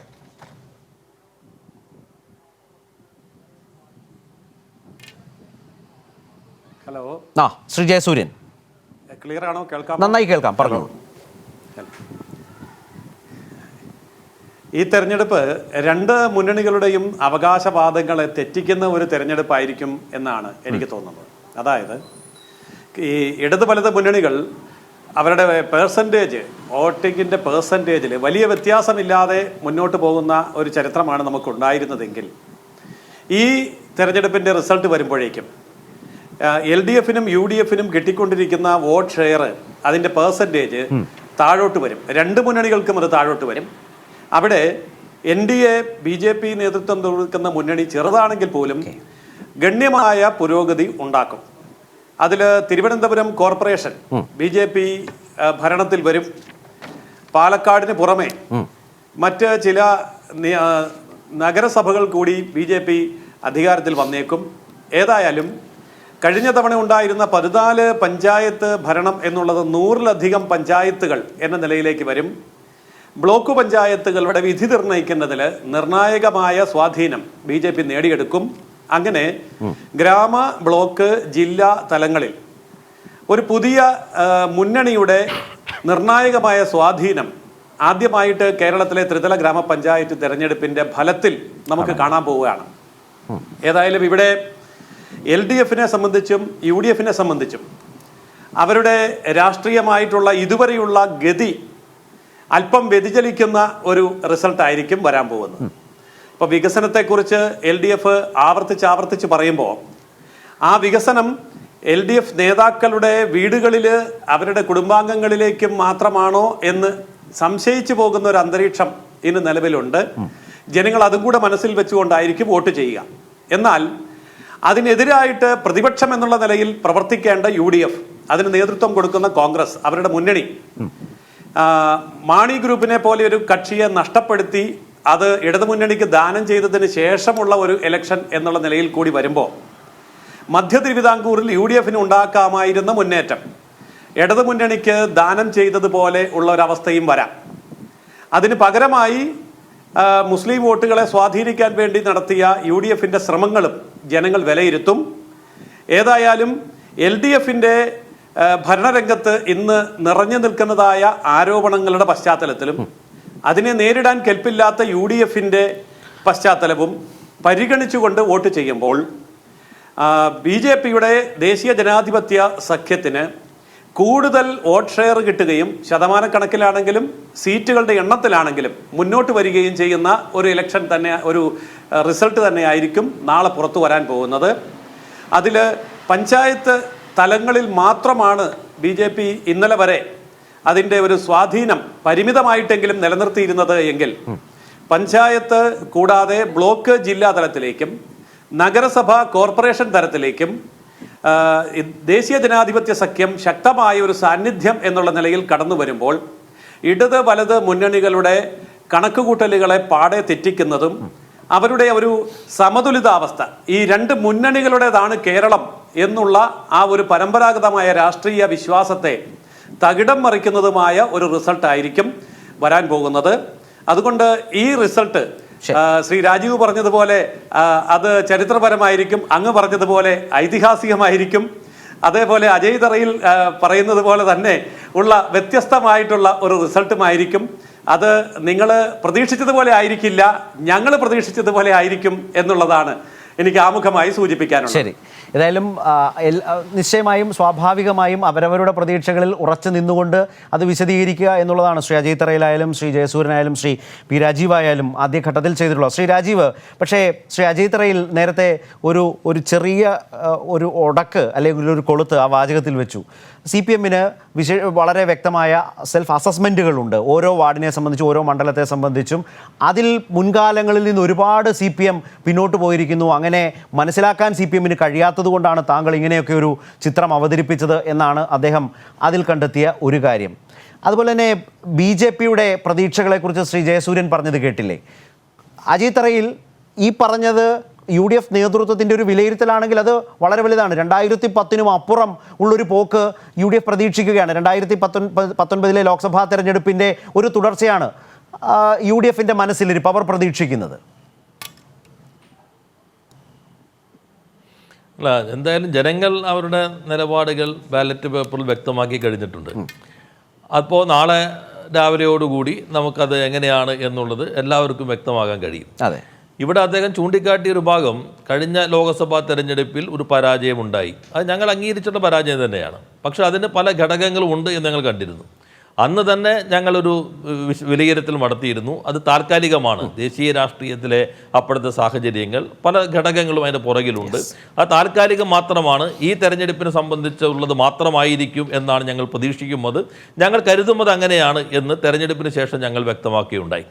എന്നാൽ ഇവിടെ നേരത്തെ ശരത്ത് ചൂണ്ടിക്കാട്ടിയതുപോലെ ലോക്സഭാ തെരഞ്ഞെടുപ്പിന് ശേഷം നടന്ന ഉപതെരഞ്ഞെടുപ്പുകൾ, ആ ഉപതെരഞ്ഞെടുപ്പുകൾ ഞങ്ങളുടെ ആ നിഗമനം പൂർണ്ണമായി ശരിവെക്കുന്നതായിരുന്നു. ഒരിക്കലും ജയിക്കാൻ കഴിയുമെന്ന് പ്രതീക്ഷിക്കാതിരുന്നിടങ്ങളിൽ പോലും ഉപതെരഞ്ഞെടുപ്പിൽ ഇടതുപക്ഷ ജനാധിപത്യ മുന്നണിക്ക് വിജയമുണ്ടായി എന്നുള്ളത് കാണേണ്ടതുണ്ട്. ലോക്സഭാ തെരഞ്ഞെടുപ്പിന് ശേഷം രാജ്യത്തുണ്ടായ അനുഭവങ്ങൾ തന്നെ അങ്ങനെ ഒരു നിലപാട് സ്വീകരിച്ചത് തെറ്റായിപ്പോയി എന്ന് കരുതുന്ന ജനങ്ങളുടെ എണ്ണം വർദ്ധിച്ചിട്ടുണ്ട് എന്ന കാര്യവും നമ്മൾ കാണേണ്ടതുണ്ട്. അപ്പോൾ അതുകൊണ്ട് തന്നെ ജനങ്ങളെ സംബന്ധിച്ച് ഞങ്ങൾക്ക് നല്ല വ്യക്തമായ ധാരണയുണ്ട്. ജനങ്ങളിൽ തന്നെയാണ് ഞങ്ങൾക്ക് വിശ്വാസമുള്ളത്. അന്നത്തെ തെരഞ്ഞെടുപ്പ് അനുഭവം ഞങ്ങൾ അത് കൃത്യമായി തന്നെ വിലയിരുത്തിയിരുന്നു. ഈ തെരഞ്ഞെടുപ്പിൽ അദ്ദേഹം പറഞ്ഞു എന്ത് വികസനമാണ് നടത്തിയിട്ടുള്ളത്. നമ്മൾ ഈ പൊതുവെയുള്ള വർത്തമാനത്തിനപ്പുറത്ത് ബ്ലാക്ക് ആൻഡ് വൈറ്റ് ആയിട്ട് എടുക്കാമല്ലോ. തെരഞ്ഞെടുപ്പിന് മുൻപ് മുന്നണികൾ ജനങ്ങളുടെ മുൻപിൽ ഒരു പ്രകടന പത്രിക അവതരിപ്പിക്കുന്നു. ആ പ്രകടന പത്രിക ജനങ്ങളുടെ മുൻപിലുണ്ട്, പബ്ലിക് ഡൊമൈനിലുള്ള കാര്യമാണ്. ആ പ്രകടന പത്രികയിൽ ഒരു ഗവൺമെൻറ് എന്താണ് ചെയ്തിട്ടുള്ളത്, അവ സംബന്ധിച്ച് ഇന്ന കാര്യങ്ങൾ നിങ്ങൾ പ്രകടന പത്രികയിൽ പറഞ്ഞിട്ടുള്ള കാര്യങ്ങൾ ചെയ്തിട്ടില്ല എന്ന് ചൂണ്ടിക്കാണിക്കുവാൻ കേരളത്തിൻ്റെ മുഖ്യമന്ത്രി പ്രതിപക്ഷത്തെ പരസ്യമായി തന്നെ വെല്ലുവിളിക്കുകയുണ്ടായി. ഇന്ന കാര്യങ്ങൾ ഞങ്ങൾ ചെയ്തു എന്ന് ഓരോ വർഷവും പ്രോഗ്രസ് കാർഡ് ഇടയ്ക്ക് ജനാധിപത്യത്തിൻ്റെ കുറേ കൂടി വിശാലമായ പ്രയോഗത്തിന് നേതൃത്വം നൽകിയ ഒരു ഗവൺമെൻറ്റാണ് പിണറായി നയിക്കുന്ന ഈ ഗവൺമെൻറ് എന്നുള്ളത്. അപ്പോൾ അത് ജനങ്ങൾക്ക് അനുഭവേദ്യമാണ്. പിന്നെ അദ്ദേഹത്തെ വികസനം എന്നതുകൊണ്ട് ഉദ്ദേശിക്കുന്നത്, വികസനം എന്നുള്ളത് ഒരു മനുഷ്യാവകാശ പ്രശ്നമാണ്. നല്ല വിദ്യാഭ്യാസം, നല്ല ആരോഗ്യം, മെച്ചപ്പെട്ട സൗകര്യങ്ങൾ, ഇതെല്ലാം വികസനത്തിൻ്റെ ഭാഗമാണ്. കേരളത്തിലെ വിദ്യാലയങ്ങൾ, കേരളത്തിൻ്റെ ആരോഗ്യ പരിപാലന രംഗം, ഇതെല്ലാം തന്നെ ഇതിന് വ്യക്തമായ തെളിവുകളാണ്. അദ്ദേഹം ചൂണ്ടിക്കാട്ടി കോവിഡിനെ സംബന്ധിച്ച് കുറച്ചുകൂടി നമ്മൾ വ്യക്തമായി നോക്കുകയാണെങ്കിൽ, അടുത്തിടെ ഐക്യരാഷ്ട്രസഭയിൽ പ്രവർത്തിക്കുന്ന മലയാളിയായിട്ട് ശ്രീ മുരളി തുമ്മാര് കൂടി എഴുതിയ ലേഖനം കണക്കുകൾ സംബന്ധിച്ച് വളരെ വ്യക്തമായി പറയുന്നുണ്ട്. അദ്ദേഹം പറയുന്നത് കോവിഡ് രോഗികൾ ലോകത്ത് മരിക്കുന്ന അളവനുസരിച്ച് കേരളത്തിൽ മരണപ്പെട്ടിരുന്നുവെങ്കിൽ 13,000-നടുത്ത് ആളുകൾ ഇതിനകം മരണപ്പെടുമായിരുന്നു. കേരളത്തിൽ അപ്പോൾ 2,000-ലേക്ക് എത്തിയിട്ടില്ല. ഒരു കാര്യം കൂടി അദ്ദേഹം പറഞ്ഞു, കേരളത്തിലെ ഈ പ്രതിരോധ പ്രവർത്തനങ്ങളുടെ ഭാഗമായി 11,000-ഓളം വരുന്ന കോവിഡ് രോഗികൾ മരിക്കാതെ കേരളത്തിൽ ജീവിച്ചിരിക്കുന്നു എന്നുള്ളത് നമ്മൾ കാണേണ്ടതുണ്ട് എന്ന് വളരെ ആധികാരികമായിട്ടാണ്. നമ്മൾ ഈ വെറുതെ ഈ വർത്തമാനം അദ്ദേഹം പറയുന്ന അത്തരത്തിൽ വർത്തമാനമല്ല, ഐക്യരാഷ്ട്രസഭയിൽ പ്രവർത്തിക്കുന്ന, ശാസ്ത്രീയമായ കാര്യങ്ങൾ പരിശോധിക്കുന്ന, ആധികാരികമായി പറയാൻ കഴിയുന്ന അറിവും അനുഭവമുള്ള വ്യക്തിത്വമാണ് ശ്രീ മുരളി തുമ്മാരുകുടി. അദ്ദേഹം വ്യക്തമാക്കുകയുണ്ടായി. അപ്പോൾ ഇങ്ങനെ ഓരോന്നും എടുത്തു നോക്കിയാൽ ജനങ്ങൾക്ക് അനുഭവിക്കപ്പെടുന്നുണ്ട്, ജനങ്ങൾ അനുഭവേദ്യമാണ്. അതിൻ്റെ അടിസ്ഥാനത്തിലായിരിക്കും അവർ നിലപാടുകൾ സ്വീകരിക്കുന്നത്. പശ്ചാത്തല സൗകര്യ വികസനം നോക്കൂ. ഇപ്പോൾ ഗെയിൽ പൈപ്പ് ലൈൻ പൂർത്തീകരിക്കുമ്പോൾ ഈ കൊച്ചി കോർപ്പറേഷൻ 10 വർഷമായിട്ട് സിറ്റി ഗ്യാസ് പദ്ധതിയുടെ ഒരു ഇഞ്ച് പോലും പൈപ്പിടാൻ കഴിയാത്ത ആളുകളാണ് ഇത്തരം കാര്യങ്ങളെക്കുറിച്ച് പറയുന്നത്. അതിൻ്റെ അടിസ്ഥാനത്തിൽ കേരളത്തിലെ എല്ലാ കോർപ്പറേഷനുകളും ഇടതുപക്ഷ ജനാധിപത്യ മുന്നണി ഭരിക്കുന്ന ഒരു ഘട്ടമായിക്കൊണ്ട് നാളേക്ക് ശേഷം കേരളം മാറും എന്ന് കാണേണ്ടതുണ്ട്. പക്ഷേ ശ്രീ അജയ് തറയിലിനോട് പറഞ്ഞ പോലെ അക്കമിട്ട് നിരത്തി താങ്കൾ തന്നെ പറഞ്ഞു, ഇതെല്ലാം പരിശോധിക്കാൻ ജനങ്ങൾക്ക് മുമ്പിൽ ഒരു അവസരം ഉണ്ടായി ഈ പ്രചരണ കാലത്ത് എന്ന് പറഞ്ഞതുകൊണ്ട് നമ്മൾ അതിൻ്റെ വിശദാംശത്തിലേക്ക് പോകാതെ തന്നെ താങ്കൾ സൂചിപ്പിച്ചല്ലോ അജയ് തറയിൽ പറഞ്ഞതുകൊണ്ട്. പക്ഷേ എന്നിട്ടും UDF ഇതുപോലൊരു സാഹചര്യത്തിൽ 80-ൽ പരമുള്ള നഗരസഭകളിൽ 70 പിടിക്കാനാകും, 14-ൽ 14 ഞങ്ങൾക്ക് കിട്ടും, അല്ലെങ്കിൽ 4 കോർപ്പറേഷനും ഞങ്ങളുടെ അടുത്തേക്ക് പോരും എന്ന് വിലയിരുത്താൻ ഒരു മുന്നണിക്ക് കഴിയുന്നെങ്കിൽ അത് ഈ രാത്രിയിലാണെങ്കിൽ പോലും ഒന്ന് പരിശോധിക്കേണ്ടതല്ലേ? അല്ല, എനിക്കത് തോന്നിയത് എന്തിനാണ് അജയ് തറയിലെ ബാക്കിയുള്ളത് വിട്ട് കളഞ്ഞ എന്നുള്ള സംശയം മാത്രമേ ഉള്ളൂ. കുറച്ച് പഞ്ചായത്തും കുറച്ച് മുനിസിപ്പാലിറ്റിയും ചില ജില്ലാ പഞ്ചായത്ത് എല്ലാം തന്നെ ജയിക്കുന്നു, ബാക്കി കുറച്ചുകൂടി വിട്ടുകളയേണ്ട കാര്യമില്ലായിരുന്നു. കാരണം നാളെ 8 മണി വരെ കൂടി സമയമുണ്ടല്ലോ. അപ്പോൾ ബാക്കി എല്ലാ പഞ്ചായത്തും, എല്ലാ മുനിസിപ്പാലിറ്റി, എല്ലാ കോർപ്പറേഷനും, എല്ലാ ജില്ലാ പഞ്ചായത്തും അവർ തന്നെ ജയിക്കും എന്ന് അദ്ദേഹം പറയുന്നതായിരുന്നു കുറേ കൂടി നല്ലത്. ജനങ്ങൾ ഇതെല്ലാം കണ്ടുകൊണ്ടിരിക്കുന്നുണ്ടല്ലോ. ഞാൻ പറഞ്ഞ മറ്റൊരു കാര്യം ശരത്തെ, ഇവിടെ ഇവർ ഉയർത്തിയ അപവാദ പ്രചാരവേലയുടെ ഭാഗമായിട്ട് നേട്ടം എന്താണെന്ന് വെച്ചാൽ, ഒന്ന് K-ഫോൺ. കേരളത്തിൽ എല്ലാ ജനങ്ങൾക്കും ഇത് വേണ്ടത്ര മനസ്സിലായിരുന്നില്ല. ഈ വിവാദം വന്നു കഴിഞ്ഞപ്പോൾ ഇത് വേണ്ട ഒരു വ്യക്തത കിട്ടി. ലൈഫ് മിഷനെ കുറിച്ചുള്ള പ്രവർത്തനങ്ങൾ, ഇങ്ങനെ ഓരോ പ്രശ്നങ്ങളും കുറെ കൂടി ജനങ്ങൾക്കിടയിലേക്ക് കൊണ്ടുവരുമ്പോൾ ചർച്ച ചെയ്യുന്നതിന് സഹായകരമായി എന്ന് തന്നെയാണ് കരുതുന്നത്. ഇപ്പോൾ BJPയുടെ അദ്ദേഹം പറയുകയുണ്ട്, ഓരോ വീട്ടിലിപ്പോൾ നേട്ടങ്ങൾ ഉണ്ടായിട്ടുണ്ട്. കാരണം ഇന്നിപ്പോൾ 50 രൂപ, ഇന്നലെ 50 രൂപ വർദ്ധിച്ചു, തെരഞ്ഞെടുപ്പിന് മുമ്പ് 50 രൂപ വർദ്ധിച്ചു, പാചകവാതകത്തിന് 700 രൂപയ്ക്ക് മുകളിലേക്ക് നമ്മുടെ നാട്ടിൽ ആയിക്കൊണ്ടിരിക്കുന്നു. കോവിഡ് കാലഘട്ടത്തിൽ കേരളം ജനങ്ങൾക്ക് സൗജന്യമായി എല്ലാം നൽകിക്കൊണ്ടിരിക്കുമ്പോൾ നേരത്തെ സൗജന്യ നിരക്കിൽ കിട്ടിക്കൊണ്ടിരിക്കുമ്പോൾ ഉൾപ്പെടെ വില വർദ്ധിപ്പിച്ചുകൊണ്ടിരിക്കുന്ന ഒരു സംവിധാനമാണല്ലോ കേന്ദ്രത്തിൽ അധികാരത്തിലിരിക്കുന്നത്. എനിക്ക് തോന്നുന്നു BJPക്ക് കേരളത്തിൽ കഴിഞ്ഞ തെരഞ്ഞെടുപ്പിൽ ഉണ്ടായതുപോലെയുള്ള സീറ്റുകൾ ലഭിക്കാൻ ഇടയില്ല എന്ന് തന്നെയാണ് ഞാൻ കരുതുന്നത്. അത്തരം അവർക്കും കനത്ത ഒരു തിരിച്ചടി അവരെടുത്ത സമീപനത്തിന്റെ ഭാഗമായി, പ്രത്യേകിച്ച് അവരുടെ നേതൃത്വത്തിന്റെ വളരെ അപക്വമായിട്ടുള്ള സമീപനം അത്തരം ഒരു തിരിച്ചടിയിലേക്ക് എത്തിക്കും എന്ന് തന്നെയാണ് ഞാൻ പ്രതീക്ഷിക്കുന്നത്. ശ്രീ അജയ് തറയിൽ, ഇപ്പോൾ ഈ ചർച്ചയിൽ പങ്കെടുക്കുന്ന അഡ്വക്കേറ്റ് ജയസൂര്യൻ കിടങ്ങൂരിൽ ജില്ലാ പഞ്ചായത്ത് ഡിവിഷനിൽ നിന്ന് മത്സരിക്കുന്ന BJP NDA മുന്നണിയുടെ സ്ഥാനാർത്ഥിയായി മത്സരിക്കുന്ന ഒരു BJP നേതാവാണ്. അദ്ദേഹം കോട്ടയം രാഷ്ട്രീയത്തെക്കുറിച്ച്, ആ കോട്ടയം പൊളിറ്റിക്സ് നന്നായി മനസ്സിലാക്കിക്കൊണ്ട് തന്നെ ഒരു ചർച്ചയിൽ തുറന്നൊരു കാര്യം ജോസ് കെ മാണിയും അദ്ദേഹത്തിൻ്റെ വിഭാഗവുമായി ബന്ധപ്പെട്ട് കൂടി പറഞ്ഞു. UDF കാഴ്ചവെച്ച ഒരു വലിയ ബ്ലണ്ടർ അതിനകത്തുണ്ട്, ഒരു വലിയ പരാജയമുണ്ട് എന്നതടക്കം. ഇതടക്കം നിൽക്കുന്ന ഒരു ഘട്ടം കൂടി പരിശോധിച്ചാൽ നിലവിൽ ലഭിച്ച, ഇപ്പോൾ UDFൻ്റെ സാധ്യതകളെ കുറിച്ച് എഴുതുന്ന മാധ്യമപ്രവർത്തകർ പോലും, അവർ പോലും സത്യത്തിൽ കഴിഞ്ഞ തവണയുണ്ടായിരുന്ന 7 ഉറപ്പിച്ചു പറയുന്നില്ല. ഈ കോട്ടയം ഇടുക്കി അടക്കം കോട്ടയത്ത് നല്ല മത്സരം നടക്കുന്നു എന്ന് ആ നിലയിൽ സമ്മതിക്കുന്ന ഒരു സാഹചര്യം, കോട്ടയം ഇടുക്കി അടക്കം മറിഞ്ഞേക്കാം എന്ന് പറയുന്നൊരു സാഹചര്യമുണ്ട്. ആ കണക്കുകൾ നോക്കിയാൽ ഇടതുമുന്നണിക്ക് 7 നിന്ന് 9 ജില്ലാ പഞ്ചായത്തുകൾ വർദ്ധിപ്പിക്കാം. അഡ്വക്കേറ്റ് ജയസൂര്യൻ്റെ വാദത്തെ തന്നെ എടുത്താൽ ജോസ് കെ മാണിയുടെ ഷിഫ്റ്റ്, ആ പാർട്ടിയുടെ മാറ്റം നിങ്ങളുടെ മുന്നണിയെ അത് ബാധിക്കാനുള്ള നല്ല സാധ്യതയുണ്ട്. മധ്യ തിരുവിതാംകൂറിൽ നിങ്ങളുടെ ഒരു വലിയ വോട്ട് ഷെയർ ഇല്ലാതാക്കുന്ന സാഹചര്യം സൃഷ്ടിച്ചിട്ടുണ്ട്. അപ്പോൾ ആ വിലയിരുത്തലുകൾ നിൽക്കുമ്പോൾ അതിശയോക്തിപരമാണ് അജയ് തറയിൽ അവകാശവാദമായി വെച്ച ആ കണക്കുകൾ. ജില്ലാ പഞ്ചായത്തിനെ കുറിച്ചെങ്കിലും ആദ്യം പറഞ്ഞാൽ.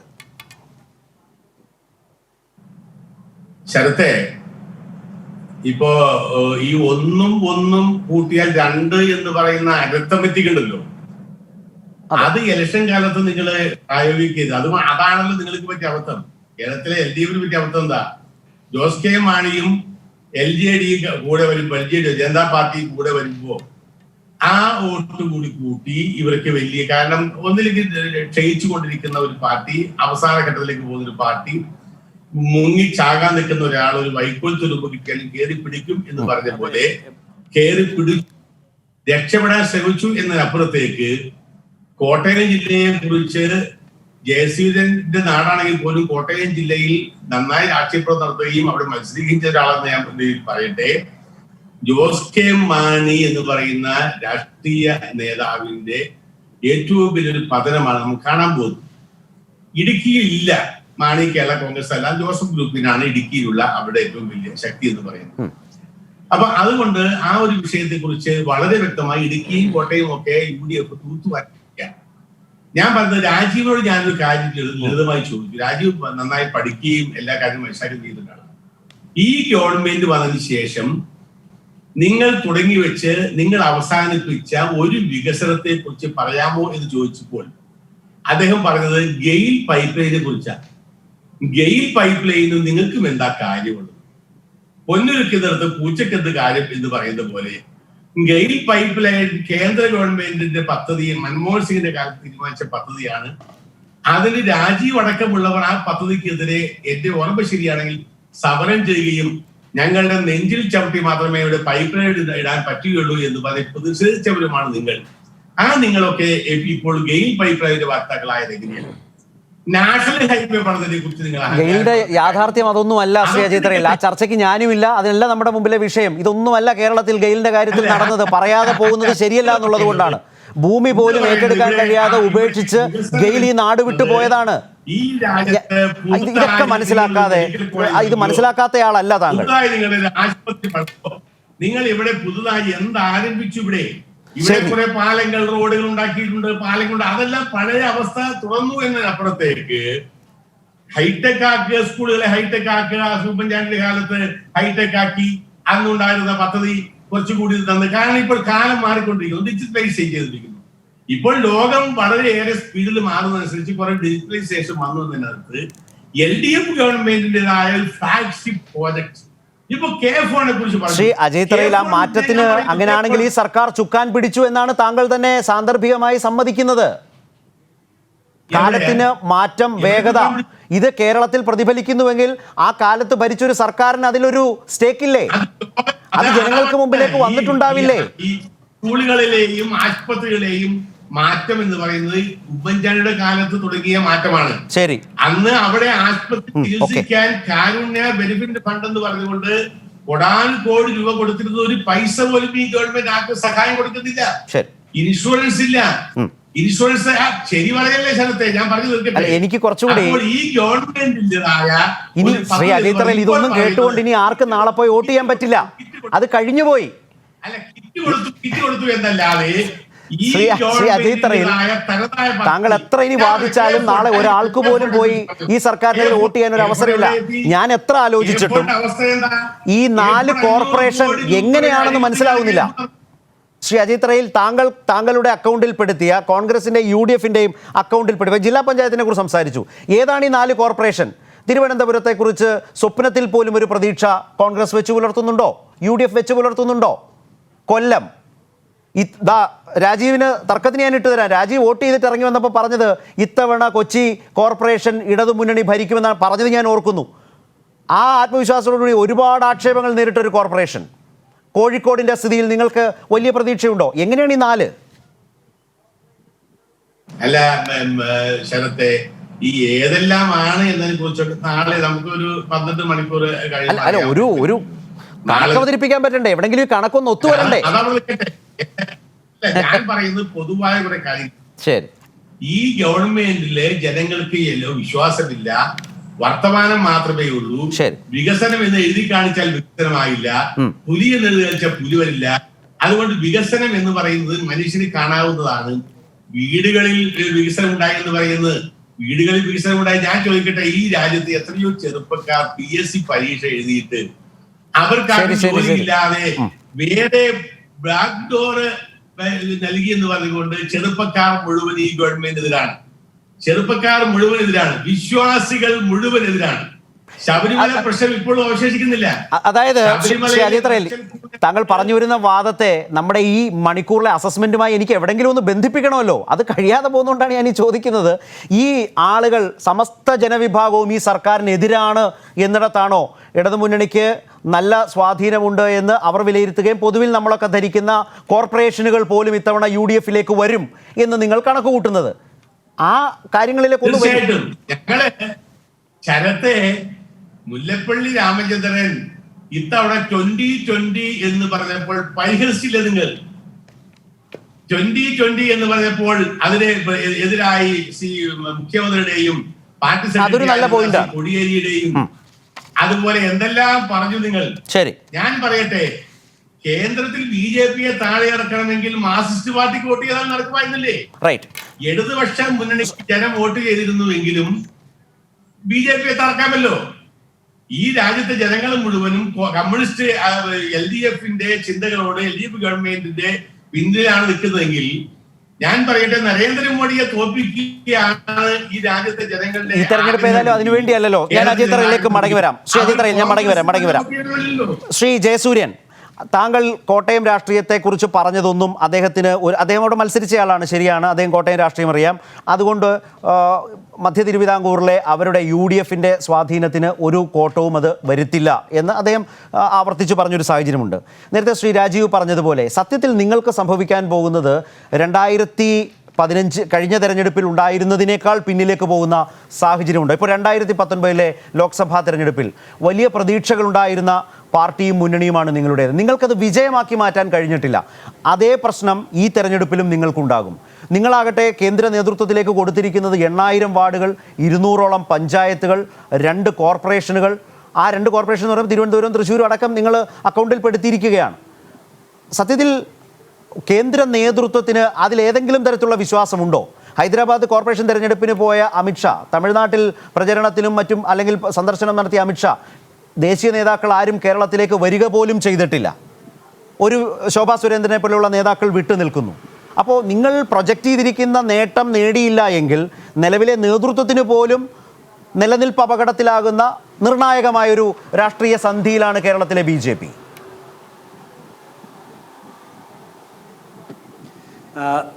പ്രൊജക്റ്റ് ചെയ്തിരിക്കുന്ന നേട്ടം നേടിയില്ല എങ്കിൽ എന്നുള്ളതുണ്ടല്ലോ, അങ്ങനെ ഒരു പ്രശ്നം വരാൻ പോകുന്നില്ല. കാരണം ആ പ്രൊജക്റ്റ് ചെയ്ത നേട്ടങ്ങളോ ഒരുപക്ഷെ അതിനേക്കാൾ കൂടുതലോ നേട്ടം നേടാവുന്ന ഒരു അന്തരീക്ഷമാണ് വീടുകളിലേക്ക് പോയപ്പോൾ ഞാൻ കണ്ടത്. പാചകവാദത്തിന്റെ കാര്യം രാജീവ് ഓർമ്മിച്ച പഞ്ചായത്തുകളിൽ അടിക്കടി വില വർധന, അതൊക്കെ കേട്ടു. വോട്ട് ചെയ്യാൻ പോകുന്നത് രാവിലെയും. കാരണം കേരളത്തിൽ അതെ അതൊക്കെ കേട്ടു. കാരണം കേരളത്തിലെ വൈദ്യുതി ചാർജ് മനുഷ്യൻ അതിനു മുമ്പേ കേട്ടതായതുകൊണ്ട് അവർക്ക് ഇതൊന്നും വലിയ സംഭവം. വൈദ്യുതി ചാർജ് വർദ്ധിക്കും എന്ന ഞാൻ ഒരു ശരിയായ വിവരം, ഒരു ഫേക്ക് ന്യൂസിനെതിരെ വാർത്ത കൊടുത്തുകൊണ്ട് മാത്രം 1 മിനിറ്റ് എടുത്തിട്ട് പറയാം. KSEB വൈദ്യുതി ചാർജ് വർദ്ധിപ്പിക്കും എന്ന് വാർത്ത വന്നു. അങ്ങനെ ഒരു നടപടിയില്ല എന്ന് KSEBക്ക് സർക്കുലറും സോഷ്യൽ മീഡിയയ്ക്ക് വേണ്ടിയിട്ട് പോസ്റ്റേഴ്സും മറ്റും ഇറക്കേണ്ടി വന്നു. ഫേക്ക് ന്യൂസുകൾ തുറന്നു കാട്ടേണ്ടി വന്നു KSEBക്ക്. തെരഞ്ഞെടുപ്പ് കാലത്ത് അത്തരമൊരു സാഹചര്യം കേരളത്തിലുണ്ടായിരുന്നില്ല. അതേസമയം പാചകവാതകത്തിന്റെ വില അടിക്കടി വർദ്ധിക്കുന്നത് കാണുകയും ചെയ്തു. അത് ജനങ്ങളെ ബാധിക്കില്ല, ജനങ്ങൾ കൂടുതലായി സഹകരിക്കുന്നതിനെ ഗുണം ചെയ്യൂ എന്നുമാണ് നിങ്ങളുടെ നേതാക്കൾ പറഞ്ഞത്. അതിന്റെ കാരണമുണ്ട്. ഇപ്പൊ ഞാൻ ഫീൽഡിൽ വീട് കയറാൻ പോയ ആളാ, അതുകൊണ്ട് അറിയാം. പണ്ടൊക്കെ ഞങ്ങള് ഒരു വീട്ടിൽ ചെന്നാല് സ്ഥാനാർത്ഥിയായിരുന്നു. അപ്പൊ മുറ്റത്ത് നിന്നിട്ട് നോട്ടീസൊക്കെ വാങ്ങിച്ചിട്ട് കൊള്ളാം, ശരി എന്ന് പറഞ്ഞു വിടുമായിരുന്നു. ഇത്തവണ അങ്ങനെയല്ല. ഇത്തവണ മോദിയുടെ പൈസ കിട്ടി കേട്ടോ, കയറി ഇരിക്കണം, ചായ കുടിക്കാം എന്നൊക്കെ പറഞ്ഞ് ഇരുന്ന് സംസാരിക്കുമ്പോൾ ആ കിസാൻ സമ്മാൻ നിധി കിട്ടിയതിൻ്റെയും സൗജന്യ ഗ്യാസ് കണക്ഷൻ കിട്ടിയതിൻ്റെതും അതുപോലെ കോവിഡ് കാലത്ത് അമ്മമാർക്ക് 1500 രൂപ കിട്ടിയതും അടക്കം നിരവധി കാര്യങ്ങൾ അവർ നന്ദിപൂർവ്വം മോദി ഗവൺമെന്റിനെ കുറിച്ച് സംസാരിക്കാൻ ഈ അവസരത്തിൽ തയ്യാറായി. ഗ്രാമീണ മേഖലയിൽ അവരെ സംബന്ധിച്ചിടത്തോളം ആവശ്യ സമയത്ത് വലിയ സഹായമായിട്ട് കേന്ദ്രം ഉണ്ടായിരുന്നു. നരേന്ദ്രമോദി ഗവൺമെന്റിനോ BJPക്കോ കേരളത്തിൽ ഭരണമില്ല എങ്കിൽ പോലും കേരളത്തെയും സാധാരണക്കാരെയും പാവങ്ങളെയും പരിഗണിക്കുന്നുണ്ടല്ലോ, തീർച്ചയായിട്ടും ഞങ്ങൾക്ക് അതിൻ്റെ ഒരു പരിഗണന തിരിച്ചു ഉണ്ടാവും എന്ന് പറഞ്ഞു. പിന്നെ കോട്ടയം ജില്ലയിൽ ഞാൻ കണ്ട ഒരു വലിയ പ്രത്യേകത ക്രൈസ്തവ സമൂഹത്തെ കഴിഞ്ഞ തവണത്തേതുപോലെ ആർക്കും ഭയപ്പെടുത്താൻ കഴിഞ്ഞില്ല എന്നുള്ളതാണ്.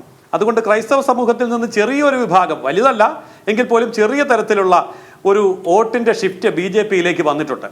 അത് കൂടുതലായിട്ടും കേരളത്തിന് പുറത്ത് ജോലി ചെയ്യുന്നവര്, പഠിക്കാൻ പോയവര്, ഉന്നത വിദ്യാഭ്യാസമുള്ളവര്, അവരൊക്കെ തന്നെ BJPക്ക് വോട്ട് ചെയ്യുന്നതിനെ ഭയപ്പെടുന്നില്ല എന്നുള്ള ഒരു അവസ്ഥ കണ്ടു. പിന്നെ ചങ്ങനാശ്ശേരി ആർച്ച് ബിഷപ്പ് നടത്തിയതായിട്ടുള്ള ആ ഒരു പ്രസ്താവനയും അദ്ദേഹത്തിന്റെ ലേഖനവും, അപ്പോൾ അതൊക്കെ തന്നെ ചിന്തിപ്പിക്കുന്ന ക്രൈസ്തവരുടെ ഇടയിൽ ഒരനുകൂലമായ മാറ്റം വരുത്തിയിട്ടുള്ളതായിട്ടും കണ്ടു. ജോസ് കെ മാണി എടുത്ത നിലപാട് അങ്ങനെയാണെങ്കിൽ ഞങ്ങൾ ഇത്രയും നാളും സ്വീകരിച്ചിരുന്ന നിലപാടിൽ നിന്ന് BJPക്ക് അനുകൂലമായ ഒരു നിലപാടിലേക്ക് മാറിക്കൂടെ, അതുകൊണ്ട് ഞങ്ങൾ അങ്ങനെ ചിന്തിക്കുന്നു എന്ന് പറഞ്ഞവരെയും കണ്ടു. സ്ഥാനാർത്ഥി എന്ന നിലയിൽ എന്നെ വിളിച്ച് ചില ക്രൈസ്തവരായിട്ടുള്ള ആൾക്കാർ പറഞ്ഞു, ഇതുവരെ ഞാൻ BJPക്ക് വോട്ട് ചെയ്തിട്ടില്ല, പക്ഷേ ഇത്തവണ ചെയ്തു കേട്ടോ, അത് നിങ്ങൾക്കും ചെയ്തിട്ടുണ്ട് എന്ന് പറഞ്ഞു. അപ്പൊ ഇതൊക്കെ ഒരു വലിയ ലക്ഷണമാണ്. കേരളീയ സമൂഹം പരമ്പരാഗതമായിട്ടുള്ള മുന്നണി സംവിധാനത്തിന്റെയും പാർട്ടി സംവിധാനത്തിന്റെയും പിടിയിൽ നിന്ന് കുറച്ചുകൂടി വ്യത്യസ്തമായി ചിന്തിക്കുകയും അത് NDAയോടൊപ്പം കടന്നു വരുന്നതിൽ മടിയില്ലാതെ തുറന്നു പറയുകയും ചെയ്യുന്ന ഒരവസ്ഥ ഈ ഇലക്ഷനിൽ വളരെ പ്രകടമായിരുന്നു. അതുകൊണ്ടാണ് ഞാൻ നേരത്തെ പറഞ്ഞത്, രണ്ട് മുന്നണികളുടെയും വോട്ട് ഷെയറുകളുടെ ഇടിവുണ്ടാവും, രണ്ട് മുന്നണികളുടെയും കണക്കുകൂട്ടലുകൾ തെറ്റും, പ്രതീക്ഷകൾ മറ്റൊരു തരത്തിലേക്ക് മാറും. കേരള രാഷ്ട്രീയത്തിന്റെ ദിശാമാറ്റത്തിന്റെ വ്യക്തമായ സൂചികയായിട്ട് ഈ റിസൾട്ട് പുറത്തു വരികയും ചെയ്യും.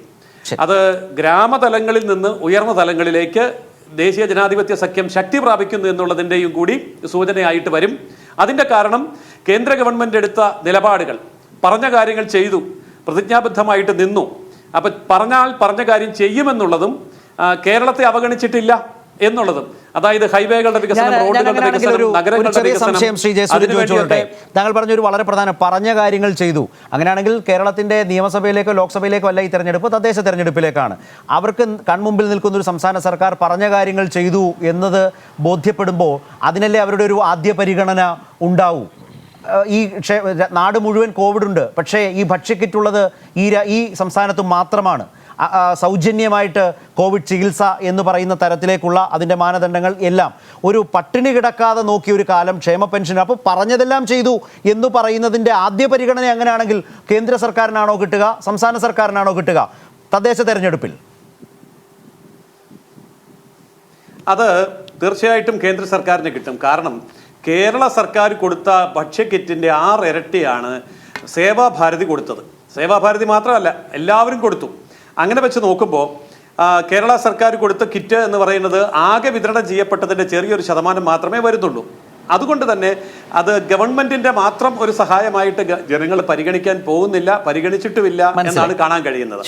മാത്രമല്ല ദുരന്തങ്ങൾ പലത് വന്നല്ലോ. ഓഖിയുടെ കാലം മുതൽ ഇങ്ങോട്ട് കൊടുക്കാനുള്ള പൈസ കൊടുത്തിട്ടില്ല എന്നുള്ള പരാതിയും വീടുകളിൽ കേൾക്കാൻ കഴിഞ്ഞിട്ടുണ്ട്. അപ്പോ ഇതൊക്കെ ജനങ്ങളുടെ മനസ്സിലുണ്ട്.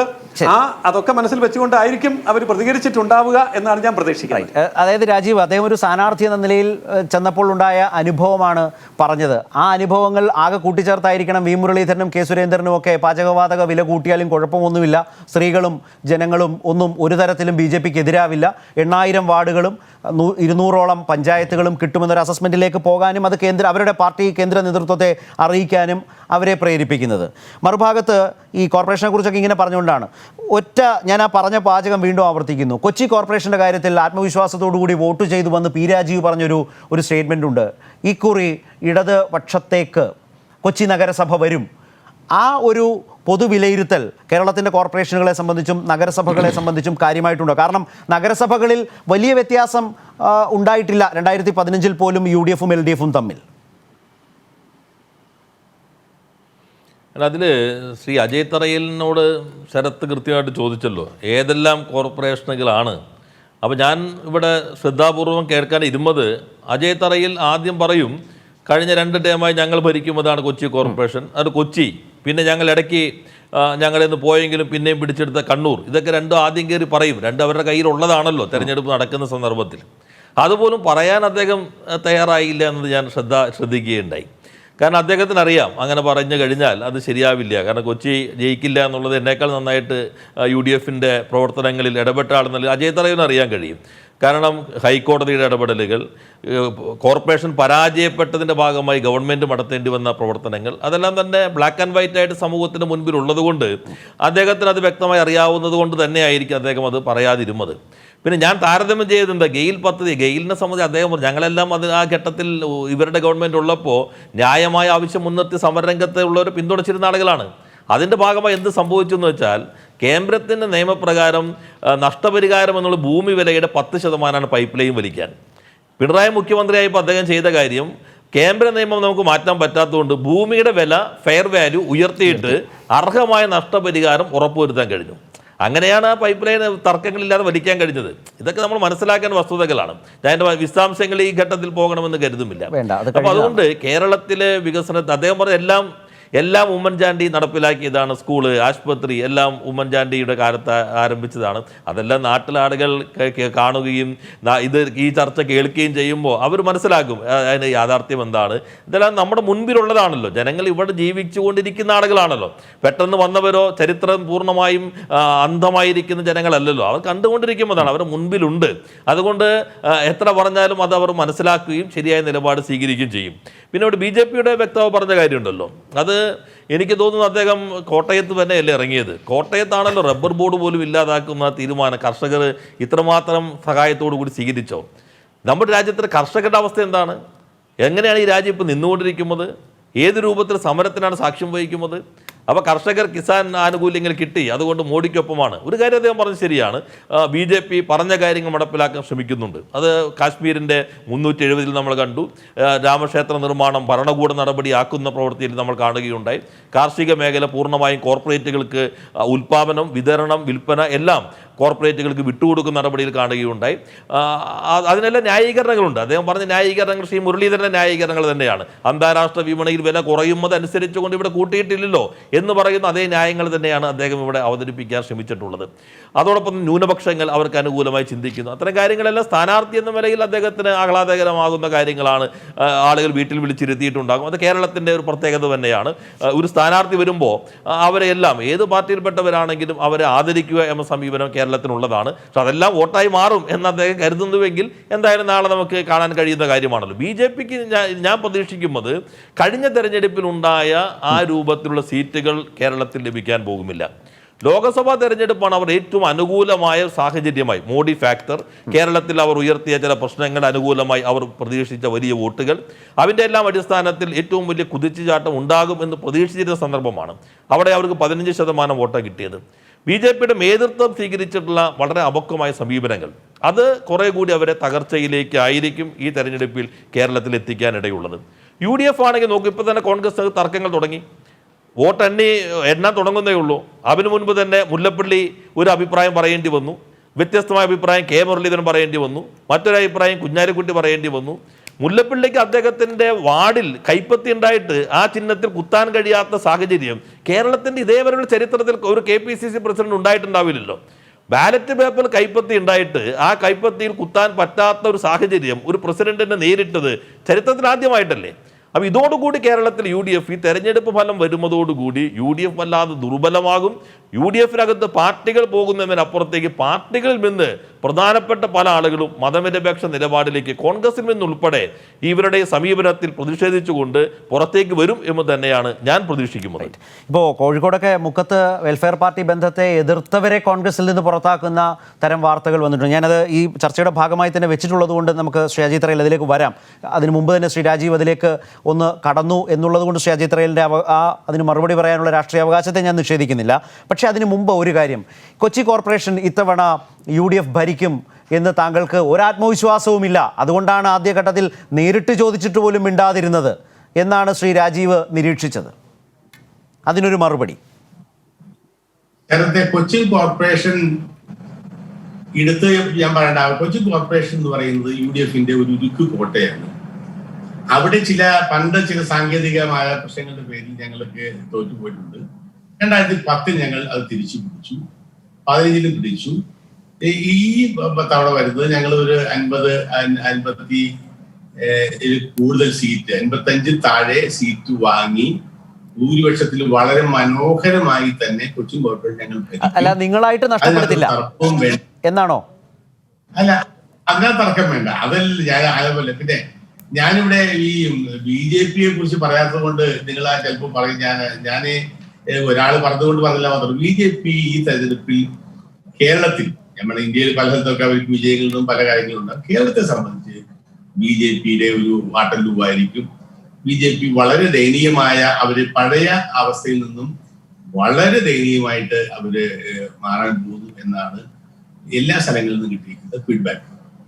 മറ്റൊരു കാര്യം, ഇവിടെ പറഞ്ഞൊരു കാര്യം, ചില കാര്യങ്ങൾ പറയുമ്പോൾ വസ്തു, ഈ ഗെയിൻ പൈപ്പ് ലൈനിൽ കേന്ദ്ര ഗവൺമെന്റ് സ്ഥലം ഏറ്റെടുക്കുന്നതിന് സോണിയാഗാന്ധിയുടെ നിർദ്ദേശം അനുസരിച്ച് ചില ഗൈഡ് ലൈൻ ഉണ്ടാക്കിയിട്ടുണ്ട്. അത് മാർക്കറ്റ് വിലയുടെ ഇരട്ടി കൊടുക്കണമെന്നാണ് സോണിയാഗാന്ധി ഉണ്ടാക്കി അന്ന് മൻമോഹൻ സിംഗിന്റെ കാലത്ത് ഉണ്ടാക്കിയ നിയമം. അത് നാഷണൽ ഹൈവേക്ക് ബാധകമാണ്. അതുപോലെ തന്നെ ഈ കേന്ദ്ര ഗവൺമെന്റ് ഏറ്റെടുക്കുന്ന എല്ലാ ഭൂമിക്കും ബാധകമാണ്.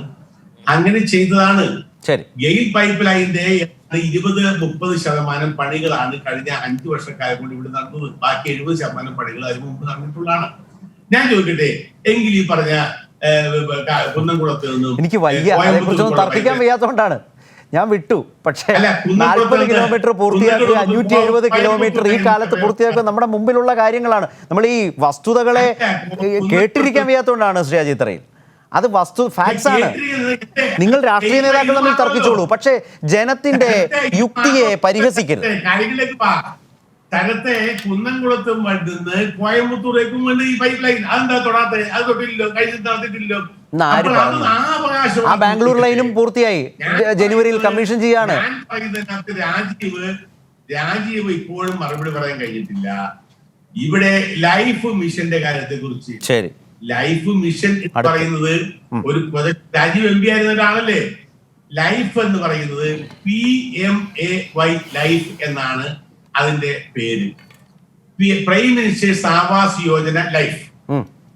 അത് പ്രൈം മിനിസ്റ്റേഴ്സ് ആവാസ് യോജന, രാജീവ് ഗാന്ധി ആവാസ് യോജന, ഇന്ദിര ആവാസ് യോജന എന്നൊക്കെ പറഞ്ഞിട്ടുണ്ടായിരുന്നത് ഉമ്മൻചാണ്ടിയുടെ കാലത്ത് 2,40,000 വീടുകളാണ് PMAY വെച്ച് മാത്രം പണിത്. ഹരിജൻ SC/ST ഡെവലപ്മെന്റിന്റെ ഭാഗമായി 60,000 വീട് പണിതു. ഫിഷർമെൻ 60,000 വീട് പണിതു. അതുപോലെ മറ്റ് രീതിയിലുള്ള ഹൗസിംഗ് ബോർഡിന്റെ അടക്കമുള്ള വീടുകൾ 4 ലക്ഷത്തി. ഈ സർക്കാർ ലൈഫിൽ എത്ര വീട് പണിതു കൊടുത്തു? അജിത് റയിലിന്റെ കണക്കനുസരിച്ച് ആ പഴയ കണക്ക് കിട്ടെ, പിണറായി വിജയൻ സർക്കാർ എത്ര വീട് വെച്ചു കൊടുത്തു? 1000 വീട് വെച്ചു കൊടുത്തോ? ഉമ്മൻചാണ്ടിയുടെ കാലത്ത് പണിതത് 4,36,000 വീടുകൾ ഉമ്മൻചാണ്ടി കാലത്ത് പണിത്. ഇപ്പോൾ 1,60,000 വീട് എല്ലാം കൂടി പണിത് മാത്രമല്ല, അതിന് നെല്ലൊരു താങ്കൾ ഈ പറഞ്ഞ കണക്കിൽ KPCC പണിത് നിർമ്മിച്ച് പൂർത്തീകരിച്ച് താക്കോല് കൈമാറിയ 1000 വീടുകൾ കൂടി ഉണ്ടോ? അതല്ലാത്ത വീടല്ലേ, അത് അല്ലാത്ത വീടല്ലേ നമ്മൾ പറഞ്ഞുകൊണ്ടിരിക്കുന്നത്. അല്ല, KPCC 1000 വീടുകളുണ്ടോ? KPCC 1000 വീടുകളിൽ 600 ചില വീടുകൾ പണിത് അത് കൊടുത്ത് താമസിച്ചത് കണക്കാട്ടതല്ലേ. നമ്മളെല്ലാം പണിതുകൊണ്ട് ഞാൻ പണിയുന്നുണ്ട് KPCCയോട് ഒരു വീട്. ഞാൻ എന്റെ കയ്യിൽ നിന്ന് എന്റെയും ഭാര്യയുടെയും മുതൽ മുടക്കി ഞങ്ങൾ ഒരു വീട് KPCCക്ക് വേണ്ടി പണിയുന്നുണ്ട്, പണിഞ്ഞുകൊണ്ടിരിക്കുന്നു. അത് ഏതാണ്ട് ഈ അടുത്ത 1 മാസം ആ വീട് കൊടുക്കുന്നതാണ്. അതുകൊണ്ട് ഞങ്ങൾ എല്ലാവരും വീട് പണിത് കൊടുക്കുക. അതൊന്നും പറയാൻ കളിയാക്കിയിട്ട് കാര്യമില്ല. വികസനം എന്ന് പറയുന്നത് ഈ കിറ്റ് കൊടുക്കലല്ല വികസനം. കിറ്റ് കൊടുക്കലല്ല വികസനം. കിറ്റ് കൊടുത്തേ മതിയാകൂ. ഈ രാജ്യത്ത് നിങ്ങൾ കിറ്റ് കൊടുത്തെങ്കിൽ ഞങ്ങൾ കിറ്റ് കൊടുക്കും, അത് വേറെ കാര്യം. അപ്പോൾ ഈ രാജ്യത്തിന്റെ പശ്ചാത്തല വികസനം എന്ന് പറയുന്നത് ഒന്നും നടപ്പാക്കിയിട്ടില്ല. ഒരു പശ്ചാത്തലം ഞാൻ ചോദിക്കട്ടെ, റീബിൽഡ് കേരള എന്ന് പറഞ്ഞു എന്ത് റീബിൽഡ് ചെയ്തു രാജീവേ? ശരി, റീബിൽഡ് കേരള എന്ന് തുടങ്ങിയില്ലേ, 2 കൊല്ലമായില്ലേ? എന്ത് റീബിൽഡ് ശ്രീ അജിത് റയിൽ, അതിലൊക്കെ ജനം നല്ല നിലയിൽ ചിന്തിച്ച് നാളെ എന്താണ് വിധി എഴുതിയെന്നുള്ളത് നമുക്ക് നാളെ വിലയിരുത്താം. ഈ പോളിസി, ഈ വിഷയങ്ങളിൽ ജനങ്ങളുടെ മനോഭാവം എന്താണെന്ന് അറിയാൻ നാളെ കാത്തിരിക്കാം. നാളെ കാത്തിരിക്കാം, നമുക്ക് കാത്തിരിക്കാം. പക്ഷേ കണക്കുകൂട്ടലുകളാണ് നമ്മുടെ മുമ്പിൽ. മുന്നണികളുടെ കണക്കുകൂട്ടലാണ് നമ്മുടെ വിഷയം. ഒരുപാട് അതിൽ നിന്ന് വഴുതി മാറിപ്പോവരുത് പ്ലീസ്. ഞാൻ വരാം, ഷേജേന്ദ്രനിലേക്ക് ഞാൻ വരാം. എന്ന് പറയുന്നത് ഞാനും രാജീവും അടക്കം ആളുകൾ 1 ലക്ഷം രൂപ കടത്തിൽ നിൽക്കുന്ന ഒരു സംസ്ഥാനമാക്കി കേരളത്തെ മാറ്റി. ശരി, ഓക്കെ, അതൊക്കെ ജനത്തിന്റെ മുമ്പിൽ വന്ന വിഷയങ്ങളാണല്ലോ സർ. ശ്രീ അഡ്വക്കേറ്റ് ജയസൂര്യൻ, ഇതിലൊരു പ്രശ്നം നേരത്തെ ശ്രീ രാജീവ് ഉന്നയിച്ചതാണ്. അദ്ദേഹം BJPയെ കുറിച്ച് പറഞ്ഞതും ശ്രീ അജയ് തറയിൽ പറഞ്ഞതും ഏതാണ്ട് 1400 വാർഡുകളാണ് നിലവിൽ നിങ്ങളുടെ അക്കൗണ്ടിലുള്ളത് എന്ന് ഞാൻ വിചാരിക്കും, തെറ്റുണ്ടെങ്കിൽ തിരുത്താം. അതിൽ നിന്ന് താഴോട്ടേ പോകൂ എന്നാണ് ഈ രണ്ടുപേരും പറഞ്ഞത്. അവരുടെ ഒരു അസസ്മെന്റ് അങ്ങനെയാണ്. അതിലൊരു പ്രധാനപ്പെട്ട വിമർശനം, രാഷ്ട്രീയ നിരീക്ഷണം രാജീവ് ഉന്നയിച്ചത് അപക്വമായ നേതൃത്വമാണ് കേരളത്തിൽ BJPക്കുള്ളത് എന്നുള്ളതാണ്. അതുകൊണ്ട് തന്നെ നിലവിൽ മുന്നോട്ട് പോകാൻ, നിങ്ങൾ പ്രൊജക്റ്റ് ചെയ്തിരിക്കുന്ന നേട്ടങ്ങളിലേക്ക് പോകാൻ ഈ നേതൃത്വത്തെ വെച്ചുകൊണ്ട് കഴിയില്ല എന്ന് പൊതുസമൂഹത്തിന് തോന്നുകയും പാർട്ടിക്കകത്തുള്ള പ്രധാനപ്പെട്ട ഒരു വിഭാഗത്തിന് തോന്നുകയും ചെയ്തു എന്നതുകൂടി തെരഞ്ഞെടുപ്പ് കാലത്ത് നിങ്ങൾ അനുഭവിച്ച പ്രശ്നമല്ലേ? അതാണ് ശ്രീ രാജീവ് നിരീക്ഷിച്ചത്. രാഷ്ട്രീയമായ BJPയുടെ മറുപടി എന്താണ്?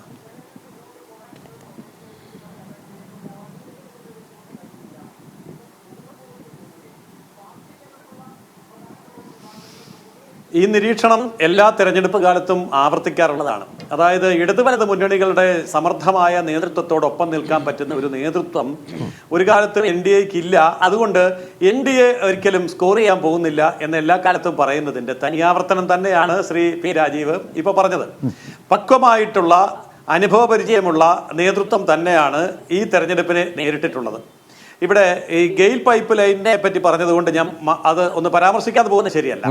ഈ ഗെയിൽ പൈപ്പ് ലൈനിന്റെ പണി പൂർത്തിയാക്കാൻ സഹായിക്കണമെന്ന് പറഞ്ഞുകൊണ്ട് നമ്മുടെ മുഖ്യമന്ത്രി പ്രധാനമന്ത്രിയെ കണ്ടപ്പോൾ 3 ഉന്നത ഉദ്യോഗസ്ഥന്മാരെ അദ്ദേഹത്തിന്റെ കൂടെ കേരളത്തിലേക്ക് വിട്ടു. അവരോട് പറഞ്ഞത് പൈപ്പ് ലൈനിന്റെ പണി പൂർത്തിയാക്കി കമ്മീഷൻ ചെയ്തിട്ട് തിരിച്ച് ഡൽഹിക്ക് വന്നാൽ മതി.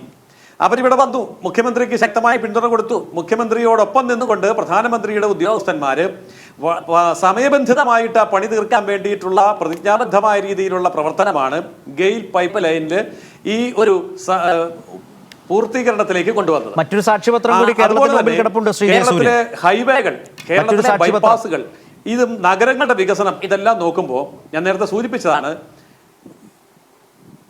എന്തോ മറ്റൊരു സാക്ഷ്യപത്രം കേരളത്തിന്റെ മുമ്പിലുണ്ട്. അതായത് BJPയുടെ സംസ്ഥാന president K Surendran 2016 Facebook post ഇട്ടത് ഈ സർക്കാർ അധികാരത്തിൽ വരുമ്പോൾ പിണറായി വിജയന് മുമ്പിലുള്ള 2 വെല്ലുവിളികളിൽ ഒന്ന് ഗെയിലാണ്. ഇതടക്കം പൂർത്തീകരിച്ചാൽ അദ്ദേഹത്തെ അഭിനന്ദിക്കും എന്ന് 2016 പല കാരണങ്ങൾ കൊണ്ടും ഈ സർക്കാരിനത് നടക്കില്ല എന്ന് പറഞ്ഞുകൊണ്ടാണ് അദ്ദേഹം എഴുതിയത്. തീർച്ചയായും താങ്കൾ പറഞ്ഞതുപോലെ നിതിൻ ഗഡ്കരി കേന്ദ്രമന്ത്രി കേരളത്തിന്റെ ആ സമീപനങ്ങളെ പരസ്യമായി പ്രശംസിച്ചിട്ടുണ്ട്. അത് തിരിച്ച് മുഖ്യമന്ത്രി കേന്ദ്രത്തിൽ ആ മന്ത്രിയും ആ മന്ത്രാലയവും നൽകിയിട്ടുള്ള പിന്തുണയെ ശ്ലാഘിച്ചിട്ടുണ്ട്. ഇതെല്ലാം കേരളത്തിൽ നടന്നിട്ടുണ്ട്. വികസനത്തിന് വേണ്ട യോജിപ്പ് വേണ്ടത് തന്നെയാണ്. പക്ഷേ അപ്പോഴും രാഷ്ട്രീയമായ അപക്വമാണ് നിങ്ങളുടെ കേരളത്തിലെ സംഘടനാ നേതൃത്വം എന്നതൊരു പ്രശ്നമല്ലേ?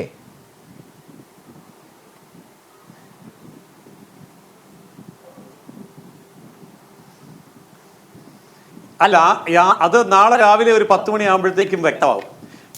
ഈ ചിന്ത തന്നെ തെറ്റാണ് എന്നുള്ളത് നാളെ വളരെ വ്യക്തമാകും. ഞാൻ ഇവിടെ കാർഷിക മേഖലയെക്കുറിച്ച് പരാമർശിച്ചതുകൊണ്ട് ഒരു കാര്യം, റബ്ബറിനെ കുറിച്ച് പറഞ്ഞതുകൊണ്ട് ഒരു കാര്യം ഞാൻ പറയുകയാണ്. ഞാൻ റബ്ബർ ബോർഡ് മെമ്പറും വൈസ് ചെയർമാനുമായിരുന്ന ആളാണ്. ഞാൻ റബ്ബർ ബോർഡിൽ വരുമ്പോൾ 77 രൂപ റബ്ബറിന് വിലയുണ്ടായിരുന്നത്. ഇന്ന് 160-ൽ കൂടുതലാണ്. അപ്പോൾ അവിടെ BJPക്ക് കേരളത്തിൽ നിന്ന് MP ഉണ്ടായിട്ടല്ല, മന്ത്രി ഉണ്ടായിട്ടല്ല. പക്ഷേ കേരളത്തിലെ റബ്ബർ കർഷകരുടെ കാര്യം BJP ഗൗരവമായിട്ട് എടുത്തു എന്നുള്ളത് വളരെ പ്രധാനപ്പെട്ട കാര്യമാണ്. അതുപോലെ ഏലം കർഷകരുടെ കാര്യം, ഏലം ഇവിടെ കുത്തകളുടെ കയ്യിലായിരുന്നു. ഇന്നിപ്പോ ഏലത്തിന്റെ ഓപ്ഷൻ അവസാനിപ്പിച്ചിട്ട് ഏലം കർഷകർക്ക് അവരുടെ ഏലം ഇന്ത്യയിൽ എവിടെ വേണമെങ്കിലും വിൽക്കാവുന്ന ഒരവസ്ഥ ഉണ്ടായപ്പോൾ അവർ വളരെ ഹാപ്പിയാണ്. അപ്പോൾ അത് മാർക്കറ്റ് തുറന്നു കൊടുത്തു. അപ്പോൾ ഏലത്തിന് കൂടുതൽ വില കിട്ടുന്ന ഏത് സ്ഥലത്തും കൊണ്ടുപോയി വിൽക്കാവുന്ന ഒരവസ്ഥ വന്നു. ഞാൻ ഈ പറഞ്ഞത് റബ്ബറിന്റെയും ഏലത്തിന്റെയും കാര്യത്തിൽ കേന്ദ്രത്തിന് തന്നെ ഇത്രയും കാര്യങ്ങൾ ചെയ്യാൻ സാധിച്ചു എന്നുള്ള വസ്തുത കേരളത്തിലെ കർഷകര് തിരിച്ചറിയുന്നുണ്ട്. അതിന്റെ പ്രതിഫലനം കൂടി ഈ പഞ്ചായത്ത് തെരഞ്ഞെടുപ്പിൽ തീർച്ചയായിട്ടും ഉണ്ടാകും. അതുകൊണ്ട് കേരളത്തിന്റെ ഈ 2 മുന്നണി സംവിധാനങ്ങളുടെ തടവറയിൽ നിന്നുള്ള മോചനം അതുകൂടി ആയിരിക്കും ഈ ഇലക്ഷന്റെ റിസൾട്ട് കൊണ്ടുവരാൻ പോകുന്നത്. അതിനെ നയിക്കാൻ കഴിയുന്ന, അതിന് നേതൃത്വം കൊടുക്കാൻ കഴിയുന്ന, അത് പ്രായോഗികമാക്കാൻ കഴിയുന്ന അനുഭവ സമ്പത്തുള്ള, പരിചയ സമ്പത്തുള്ള പ്രഗത്ഭമായ നേതൃത്വമാണ് BJPക്കുള്ളതും NDAക്കുള്ളതും. അത് ഏതായാലും ഈ ഇലക്ഷന്റെ റിസൾട്ടിൽ നമ്മൾ ഏതായാലും മണിക്കൂറുകൾക്ക് കാണാൻ പോവുകയാണ്. എന്നാൽ അതിന്റെ മറുവശത്ത് ഇത്രമാത്രം സീനിയോറിറ്റിയുള്ള LDFന്റെയും UDFന്റെയും നേതൃത്വം ഈ ചെറുപ്പക്കാരുടെ മുമ്പിൽ തകർന്നു വീഴുന്ന കാഴ്ചയ്ക്കും ത്രിപുരയിലെ ഇതുപോലെ തന്നെ നമുക്കിവിടെ കാണാൻ സാധിക്കും. കാരണം അവിടെയൊക്കെ വന്നത് വലിയ നേതൃത്വമല്ലല്ലോ. ത്രിപുരയിലൊക്കെ വിപ്ലവദേവൊക്കെ വന്നത് വലിയ പക്വമായിട്ടോ അല്ലെങ്കിൽ പ്രായമുണ്ടായിട്ടോ അനുഭവം ഉണ്ടായിട്ടോ ഒന്നുമല്ല. പക്ഷേ കാലോചിതമായിട്ടുള്ള രാഷ്ട്രീയ നീക്കങ്ങൾക്ക് നേതൃത്വം കൊടുക്കാൻ കഴിയുന്ന ചലനാത്മകമായ ചടുലമായ യുവത്വം ഇത്തവണ നേതൃത്വം കൊടുത്തിട്ടുണ്ട്. അതിൻ്റെതായിട്ടുള്ള നല്ല റിസൾട്ട് കേരളത്തിന്റെ ജനത തിരിച്ച് BJPക്ക് കൊടുക്കുകയും ചെയ്യും. അത് നമ്മുടെ സ്ഥാനാർത്ഥികളുടെ കാര്യത്തിൽ തന്നെ കണ്ടു. എത്രയോ ഏറെ സ്ത്രീകൾ, എത്രയോ ന്യൂനപക്ഷങ്ങൾ, എത്രയോ ക്രിസ്ത്യാനികൾ, എത്രയോ മുസ്ലിങ്ങൾ, ചെറുപ്പക്കാർ പഞ്ചായത്ത് മുതൽ ജില്ലാതലം വരെ മത്സരിക്കാൻ മുന്നോട്ട് വന്നു. മുമ്പൊന്നും കാണാത്തൊരു കാഴ്ചയാണ് ഇത് NDAയിൽ കണ്ടത്. അപ്പോൾ മതവ്യത്യാസമില്ലാതെ, ന്യൂനപക്ഷ ഭൂരിപക്ഷ വ്യത്യാസമില്ലാതെ നൂറുകണക്കിന് ചെറുപ്പക്കാര് NDAയുടെ സ്ഥാനാർത്ഥിയാകാൻ വന്നു എന്നുള്ളത് ചെറിയൊരു കാര്യമല്ല. LDFും UDFും വളരെയേറെ വേവലാതി പൂണ്ട ഒരു വസ്തുത തന്നെയാണ്.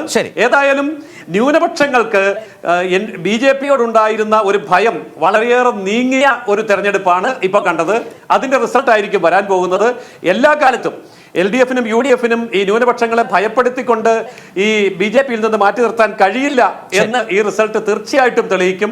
അത് സ്ഥാനാർത്ഥികളുടെ വിജയമാണെങ്കിലും വോട്ടിന്റെ ശതമാനമാണെങ്കിലും ന്യൂനപക്ഷ മേഖലകളിൽ BJP നേടുന്ന വോട്ടിന്റെ പെർസെന്റേജ് ആണെങ്കിലും എല്ലാ അർത്ഥത്തിലും നമുക്കത് തീർച്ചയായിട്ടും കാണാൻ കഴിയും. അങ്ങനെയുള്ള ശുഭാപ്തി വിശ്വാസം ഞങ്ങൾക്കുണ്ട്. അത് രണ്ട് മുന്നണികൾക്കും ഉണ്ടോ എന്നുള്ളതാണ് ഞങ്ങളുടെ സംശയം. അത് ശ്രീ ജയസൂര്യൻ നേരിട്ട് കേട്ടില്ലേ? ഈ ചർച്ചയിൽ രണ്ടുപേരും അവരുടെ സാധ്യതകളെയും ഒക്കെ വളരെ സമർത്ഥമായി തന്നെ അവതരിപ്പിച്ചുകൊണ്ട് തന്നെയാണ് താങ്കളെ പോലെ ഈ ചർച്ചയിൽ അവർ മുന്നോട്ട് പോകുന്നത്. ഞാൻ ആ വെൽഫെയർ പ്രശ്നം ഇന്നും ഉടലെടുത്തതും ഉരുത്തിരിഞ്ഞതും നമ്മുടെ മുമ്പിലുണ്ട്. ശ്രീ രാജീവ് അത് പറഞ്ഞ് അവിടെ ഇട്ടിട്ടുണ്ട്. ശ്രീ അജയ് തറയിലേക്ക് അടുത്ത ചോദ്യമായി അതിലേക്കാണ് ഞാൻ വരുന്നത്. അതിന് മുമ്പ് ശ്രീ പി രാജീവ്, ഇപ്പോൾ കർഷക സമരത്തെക്കുറിച്ച് പറഞ്ഞപ്പോൾ അദ്ദേഹം ഏലം കർഷകരുടെ കാര്യം എടുത്തു പറയാൻ ശ്രമിച്ചു. കേരളത്തിലെ ഹൈറേഞ്ചിലെ ഏല കർഷകർക്ക് ഈ പുതിയ നിയമപ്രകാരം രാജ്യത്തെവിടെയും കൊണ്ട് ഏലം വിറ്റുകൂടെ? അങ്ങനെ ആ നിയമത്തിൻ്റെ വലിയ സാധ്യതകളെ സൂചിപ്പിക്കുന്നു. ഈ ദേശീയ സമരത്തിൻ്റെ പശ്ചാത്തലത്തിൽ അത്തരം ചില ദൃശ്യമാധ്യമ റിപ്പോർട്ടുകൾ പോലും നമ്മുടെ നാട്ടിൽ പ്രചരിക്കുകയുണ്ടായി. അതിനെ ചോദ്യം ചെയ്യുന്ന ചില നിരീക്ഷണങ്ങളും ഞാൻ കാണുകയുണ്ടായി. താങ്കൾ ഇപ്പോഴും പറയുന്നത് നാളെ 11 മണിക്കോ 12 മണിക്കോ റിസൾട്ട് വന്ന് കഴിയുമ്പോൾ കേരളത്തിലെ BJP നേതൃത്വത്തെക്കുറിച്ചുള്ള വിമർശനം ആ പാർട്ടിക്കകത്ത് സജീവമായി ഉന്നയിക്കേണ്ടി വരും എന്നാണോ? വലിയ തോതിലുള്ള പ്രശംസയാണ് ആ നേതൃത്വത്തിന് ശ്രീ ജയസൂര്യൻ ഇപ്പോൾ നൽകിയിട്ടുള്ളത് ഈ രാത്രിയിൽ. അതെ, ഞാൻ എൻ്റെ സുഹൃത്ത് ശ്രീ അജയ് തറയിൽ, അദ്ദേഹം ചർച്ചകളിലൊക്കെ സ്ഥിരം പങ്കെടുക്കുന്ന ആളായതുകൊണ്ട് ഞാൻ ഒരു കാര്യം വ്യക്തത വരുത്താൻ ആഗ്രഹിക്കുന്നത്, ഞാൻ ഇടയ്ക്ക് ഗെയിലിനെയും കോർപ്പറേഷനും താരതമ്യപ്പെടുത്താൻ വേണ്ടി പറഞ്ഞതാണ്. പക്ഷെ അദ്ദേഹം പലതവണ പറഞ്ഞപ്പോൾ നമ്മൾ അബദ്ധങ്ങൾ അധികം പറയാൻ പാടില്ല. അതേപോലെ സോണിയാഗാന്ധിയുടെ ഭൂമി ഏറ്റെടുക്കൽ നിയമം ഭൂമിയുടെ വിലയുടെ ഇരട്ടി നൽകാൻ തീരുമാനിച്ചു എന്നുള്ളത്, ആ നിയമം കൈകാര്യം ചെയ്ത കമ്മിറ്റിയിൽ പ്രവർത്തിക്കാൻ അവസരം കിട്ടിയ ഒരാളാണ് ഞാൻ. ആ നിയമം അദ്ദേഹം എപ്പോഴും സമയം കിട്ടുകയാണെങ്കിൽ വായിച്ചു നോക്കണം. അതിൻ്റെ അവസാനത്തെ ഒരു ഭാഗം കൂടിയുണ്ട്. ഈ നിയമം ഒഴിവാക്കപ്പെട്ടിട്ടുള്ള നിയമങ്ങൾ ഏതൊക്കെയാണ്? അതിലൊരു നിയമമാണ് പൈപ്പ് ഏറ്റെടുക്കലിൻ്റെ ഈ പെട്രോളിയം പൈപ്പ് ലൈൻ അത് സംബന്ധിച്ചുള്ള നിയമം. അതിന് പ്രത്യേക നിയമമാണുള്ളത്. ആ നിയമം ഇതിന് ബാധകമല്ലാത്തതാണ്. അപ്പോൾ അത്തരം കാര്യങ്ങൾ നമ്മളൊന്ന് പഠിച്ചിട്ട് ചർച്ചകൾ പറയുന്നതായിരിക്കും നല്ലത്. പൂർണ്ണമായിട്ട് എക്സെപ്റ്റഡ് ആയിട്ടുള്ള നിയമമാണ്. ഞാൻ എൻ്റെ വിശദാംശങ്ങളിലേക്ക് ചർച്ച ഇനി കൊണ്ടുപോകണമെന്ന് ആഗ്രഹിക്കുന്നില്ല. ഇവിടെ സൂചിപ്പിച്ച ശരത്ത് ചോദിച്ച കാര്യങ്ങളുണ്ട്, നേരത്തെ പ്രതിപാദിച്ച കാര്യങ്ങളുണ്ട്. BJP നേതൃത്വത്തിൻ്റെ അപക്വതയെക്കുറിച്ച് പറയുമ്പോൾ ഒരു ഭാഗം നമ്മൾ കാണേണ്ടത്, ഇപ്പോൾ ശ്രീ ജയസൂര്യ ചില കാര്യങ്ങൾ പറഞ്ഞല്ലോ. ഗവൺമെൻറ് ഇങ്ങനെ ചെയ്യാൻ ശ്രമിച്ചു, വീട്ടിൽ പോയി പിന്നെ എന്ന കാര്യം പറഞ്ഞു, അതൊരു അവകാശവാദമായിക്കോട്ടെ. അത്തരം ചില കാര്യങ്ങളെങ്കിലും ഞങ്ങൾ ഇന്ന കാര്യം കേന്ദ്ര ഗവൺമെൻറ് ചെയ്യുന്നുണ്ടെന്നോ ഏതെങ്കിലും സന്ദർഭത്തിൽ BJPയുടെ പ്രസിഡൻറ്റിൻ്റെയോ പത്രസമ്മേളനങ്ങളിൽ കേന്ദ്രമന്ത്രിയുടെ എല്ലാ കാര്യങ്ങൾക്കും പത്രസമ്മേളനം നടത്തുന്ന ഒരു കേന്ദ്രമന്ത്രി ഞങ്ങളിതാ ഇന്ന കാര്യങ്ങൾ കേരളത്തിന് വേണ്ടി ചെയ്തിരിക്കുന്നു, ജനങ്ങൾക്ക് വേണ്ടി ചെയ്തിരിക്കുന്നു, അത്തരം ഒരു പത്രസമ്മേളനം നിങ്ങൾ എപ്പോഴെങ്കിലും കണ്ടിട്ടുണ്ടോ?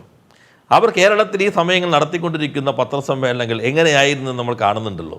അതാണ് വളരെ അപക്വമാണ്. എനിക്ക് തോന്നുന്നു BJPക്ക് അകത്ത് തന്നെ വലിയൊരു പൊട്ടിത്തെറി കേരളത്തിൽ ശ്രീ രാജീവ് പറഞ്ഞതിലൊരു വലിയ പെശകുണ്ട്. കേരളത്തിന് വേണ്ടി അവർ ചെയ്തിട്ടുണ്ട്. രാജീവ് ഗാന്ധി ബയോടെക്നോളജി സെന്ററിന്റെ പുതിയ ക്യാമ്പസിന് ഗോൾവാൾക്കറിന്റെ പേരിട്ട് നൽകുന്നുണ്ട് കേരളത്തിന്. അല്ല, കേരളത്തിന് ചെയ്യാത്ത കാര്യങ്ങളെ കുറിച്ചില്ല പറഞ്ഞാൽ അവർ പാർട്ടി എന്ന നിലയിൽ ഞങ്ങൾ ഇന്ന കാര്യങ്ങൾ ചെയ്തു എന്ന് ഏതെങ്കിലും പത്രസമ്മേളനത്തിൽ പറഞ്ഞോ? ഗോൾവാൾക്കറുടെ കാര്യത്തിൽ ന്യായീകരിക്കാൻ വന്നു എന്നുള്ളത് അതല്ല. ഞാൻ പറഞ്ഞു, കേരളത്തെ ഇതേപോലെ പ്രതിസന്ധി ഘട്ടങ്ങളിലും മറ്റൊരു രൂപത്തിൽ കൈകാര്യം ചെയ്ത അനുഭവങ്ങൾ നമ്മുടെ മുൻപിലുണ്ട്. അതിലേക്ക് ഞാനിപ്പോൾ കിടക്കുന്നില്ല.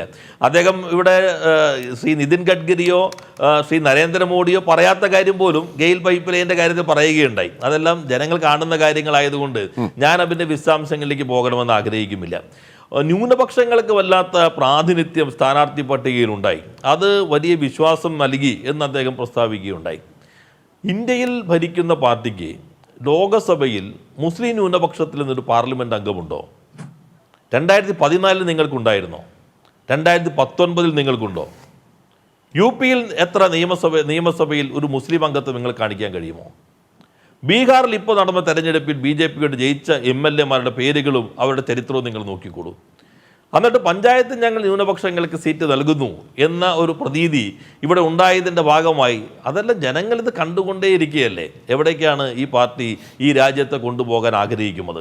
പിന്നെ ഇവിടെ ശരത്ത് ചോദിച്ചതുപോലെ വിപണനത്തിൻ്റെ സ്വാതന്ത്ര്യം, ആ സ്വാതന്ത്ര്യമാണ് നമ്മളിപ്പോൾ പാചകവാതകത്തിൽ അനുഭവിച്ചു കൊണ്ടിരിക്കുന്നത്. ആ സ്വാതന്ത്ര്യമാണ് നമ്മൾ പെട്രോളിന് ഡീസൽ വിലയും അനുഭവിച്ചു കൊണ്ടിരിക്കുന്നത്. കർഷകന് ഇപ്പോൾ ഒറ്റ ഉദാഹരണം ഞാൻ പറയാം. ഇപ്പോൾ കേരളത്തിൽ താങ്ങുവിലയും സർക്കാരിൻ്റെ സംഭരണവും ഇല്ലാതിരുന്നുവെങ്കിൽ നെല്ലിൻ്റെ വില ആര് നിശ്ചയിക്കുമായിരുന്നു? മില്ലുടമകളെ നിശ്ചയിക്കാൻ പോകുന്നത്. കാരണം കർഷകർക്ക് 10 ദിവസം അല്ലെങ്കിൽ 15 ദിവസം വില പേശാൻ കഴിയും. 16 ദിവസം കഴിയുമ്പോൾ നെല്ല് മുള പൊട്ടാൻ തുടങ്ങും. പിന്നെ പറയുന്ന വിലയ്ക്ക് വിൽക്കാൻ നിർബന്ധിതമാകും. അപ്പം മില്ലുടമകൾക്ക് പോലും അത്തരം ഒരു അനുഭവം നമ്മുടെ കേരളത്തിലുള്ളപ്പോൾ വൻകിട കുത്തകകൾ, വലിയ സ്റ്റോറേജ് സൗകര്യങ്ങളുള്ള കുത്തകകൾ, അവരുടെ മുൻപിൽ കർഷകന് 10 കിലോ തക്കാളിയോ 10 കിൻഡൽ തക്കാളിയോ ആയിട്ട് എത്ര നാൾ പിടിച്ചു വയ്ക്കാൻ കഴിയും? നമ്മൾ നോട്ട് നിരോധനത്തിൻ്റെ സന്ദർഭത്തിൽ ഇഞ്ചി കർഷകൻ ഇതിൻ്റെ പ്രത്യാഘാതം മാറട്ടെ എന്ന് കരുതി ഇഞ്ചി വിൽപ്പന മാറ്റിവെച്ചിട്ട് അവസാനം ഉണങ്ങിയ ഇഞ്ചി ഉണങ്ങിപ്പോയപ്പോൾ ഉണ്ടായ നഷ്ടം എത്രമാത്രം കർഷകനെ പ്രതിസന്ധിയിലേക്കും ആത്മഹത്യയിലേക്കും നയിച്ചു എന്ന് വിശദമായൊരു ലേഖനം തന്നെ എക്കണോമിക്കൽ ആൻഡ് പൊളിറ്റിക്കൽ വീക്കിൽ പ്രസിദ്ധീകരിക്കുകയുണ്ടായി. അപ്പോൾ കർഷകന്റെ സ്വാതന്ത്ര്യം എന്നുള്ളത് ആത്മഹത്യ ചെയ്യാനുള്ള സ്വാതന്ത്ര്യം, മരിക്കാനുള്ള സ്വാതന്ത്ര്യം മാത്രമാണ് പൂർണ്ണമായും കോർപ്പറേറ്റിലേക്ക്. നമ്മുടെ ചർച്ച അതല്ലാത്തതുകൊണ്ട് അതിന് മറ്റ് വിശദാംശങ്ങളിലേക്ക് പോകണമെന്ന് ഞാൻ ആഗ്രഹിക്കുന്നില്ല. ഇതെല്ലാം ജനങ്ങൾ തിരിച്ചറിയും എന്ന് തന്നെയാണ് പ്രതീക്ഷിക്കുന്നത്.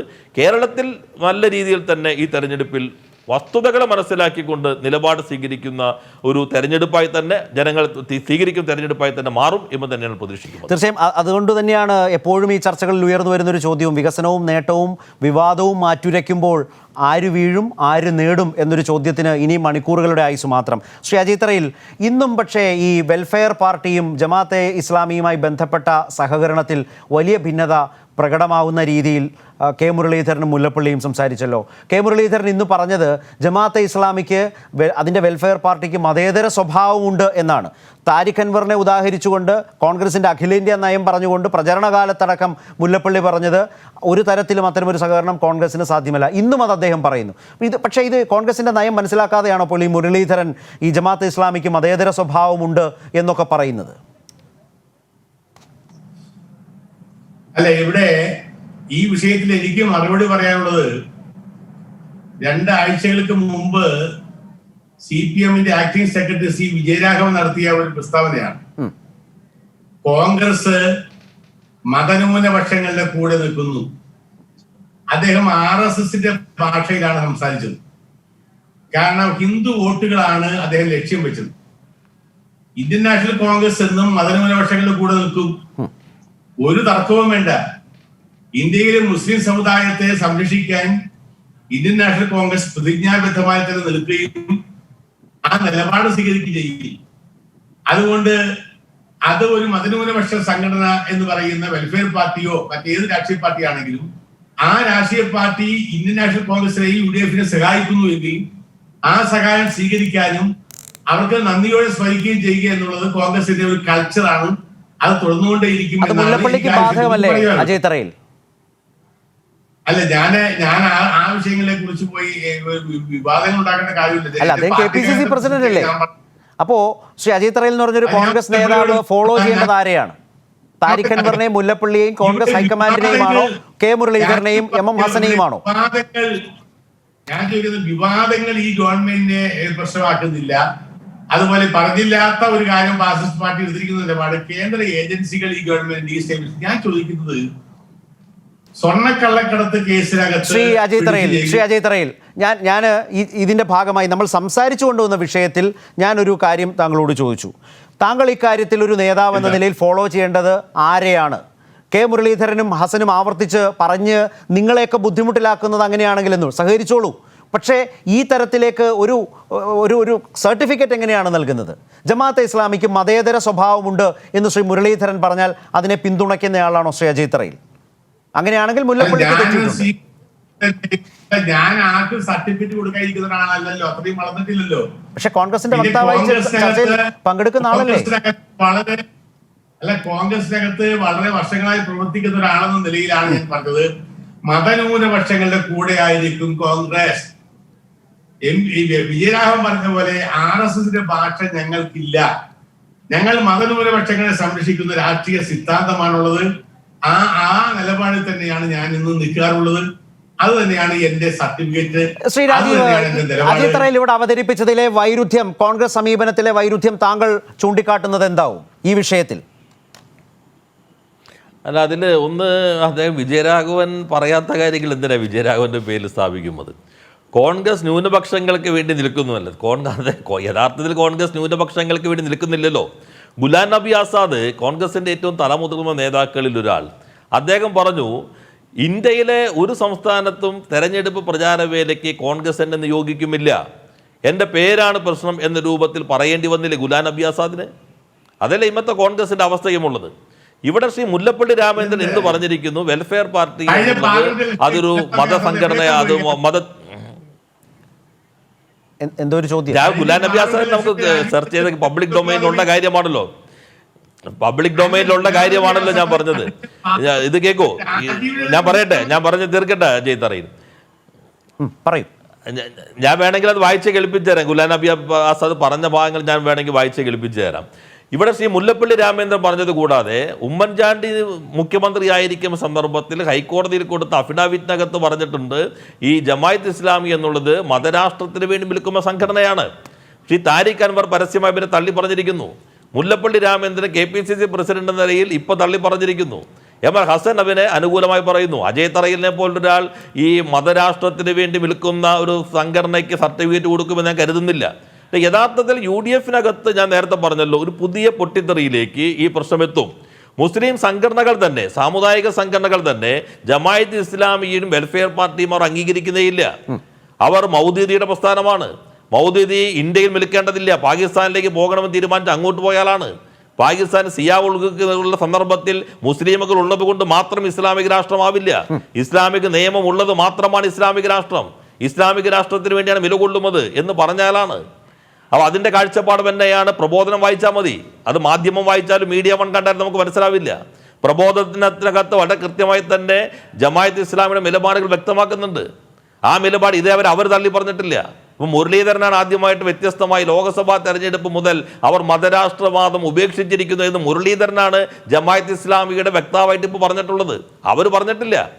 അപ്പം ഞാൻ പ്രതീക്ഷിക്കുന്നത് കോൺഗ്രസിനകത്ത് അജയ് തറയിലിനെ പോലെയൊക്കെയുള്ള മതനിരപേക്ഷവാദികളായവർ ഉൾപ്പെടെ ഈ നിലപാടിനോട് യോജിക്കും എന്ന് ഞാൻ കരുതുന്നില്ല.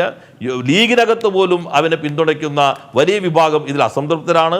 അത് വലിയ ഒരു ധ്രുവീകരണത്തിലേക്ക്, ഇപ്പോൾ തന്നെ ദുർബലമായ UDF-നെ ഒന്നുകൂടി തകർച്ചയിലേക്ക് നയിക്കുക മാത്രമായിരിക്കും ഈ ബന്ധം വഴി ഉണ്ടാകുക എന്നാണ് ഞാൻ കരുതുന്നത്. അജയ് തറയിൽ അതിനൊരു മറുപടി ഉണ്ടെങ്കിൽ അദ്ദേഹത്തിന്റെ ഞാൻ പറഞ്ഞല്ലോ, പറഞ്ഞു കോൺഗ്രസ് നിലപാട് പറഞ്ഞു, ജമാഅത്തെ ഇസ്ലാമി മത രാഷ്ട്രീയ പാർട്ടി മതസംഘടനയാണ് എന്ന കാര്യം യാതൊരു തർക്കവുമില്ലല്ലോ. ഞാൻ പറയുന്നത് വെൽഫെയർ പാർട്ടിയുമായുള്ള കോൺഗ്രസിന്റെ തെരഞ്ഞെടുപ്പ് അഡ്ജസ്റ്റ്മെന്റിനെ കുറിച്ച് അതിലൊരു തെറ്റുമില്ല എന്നാണ് ഞാൻ കണ്ടിട്ടുള്ളത്. അതെ, പക്ഷെ ഇന്നൊരു ദിവസം എല്ലാവരെയും അത്ഭുതപ്പെടുത്തി കെ മുരളീധരൻ. പിന്നെ അജിത്രയിൽ എങ്ങനെ കെ മുരളീധരൻ പറയുന്നു ജമാഅത്തെ ഇസ്ലാമിക്കൊരു മതേതര സ്വഭാവമുണ്ട് എന്ന്? കെ മുരളീധരൻ എങ്ങനെ പറയും? താങ്കൾ തന്നെ പറഞ്ഞു അങ്ങനെയല്ല എന്ന്. ഞാൻ കെ മുരളീധരനെ വിമർശിക്കാനല്ലല്ലോ വിമർശിക്കാനല്ല, പക്ഷേ അതിൽ വസ്തുതയുണ്ടോ? കേരളം പാർട്ടിയുമായിട്ടാണ് ഈ കഴിഞ്ഞ 11-ാം തീയതി വരെ വെൽഫെയർ പാർട്ടിയുമായിട്ടാണ് അവിടെ ഭരിച്ചുകൊണ്ടിരുന്നത്.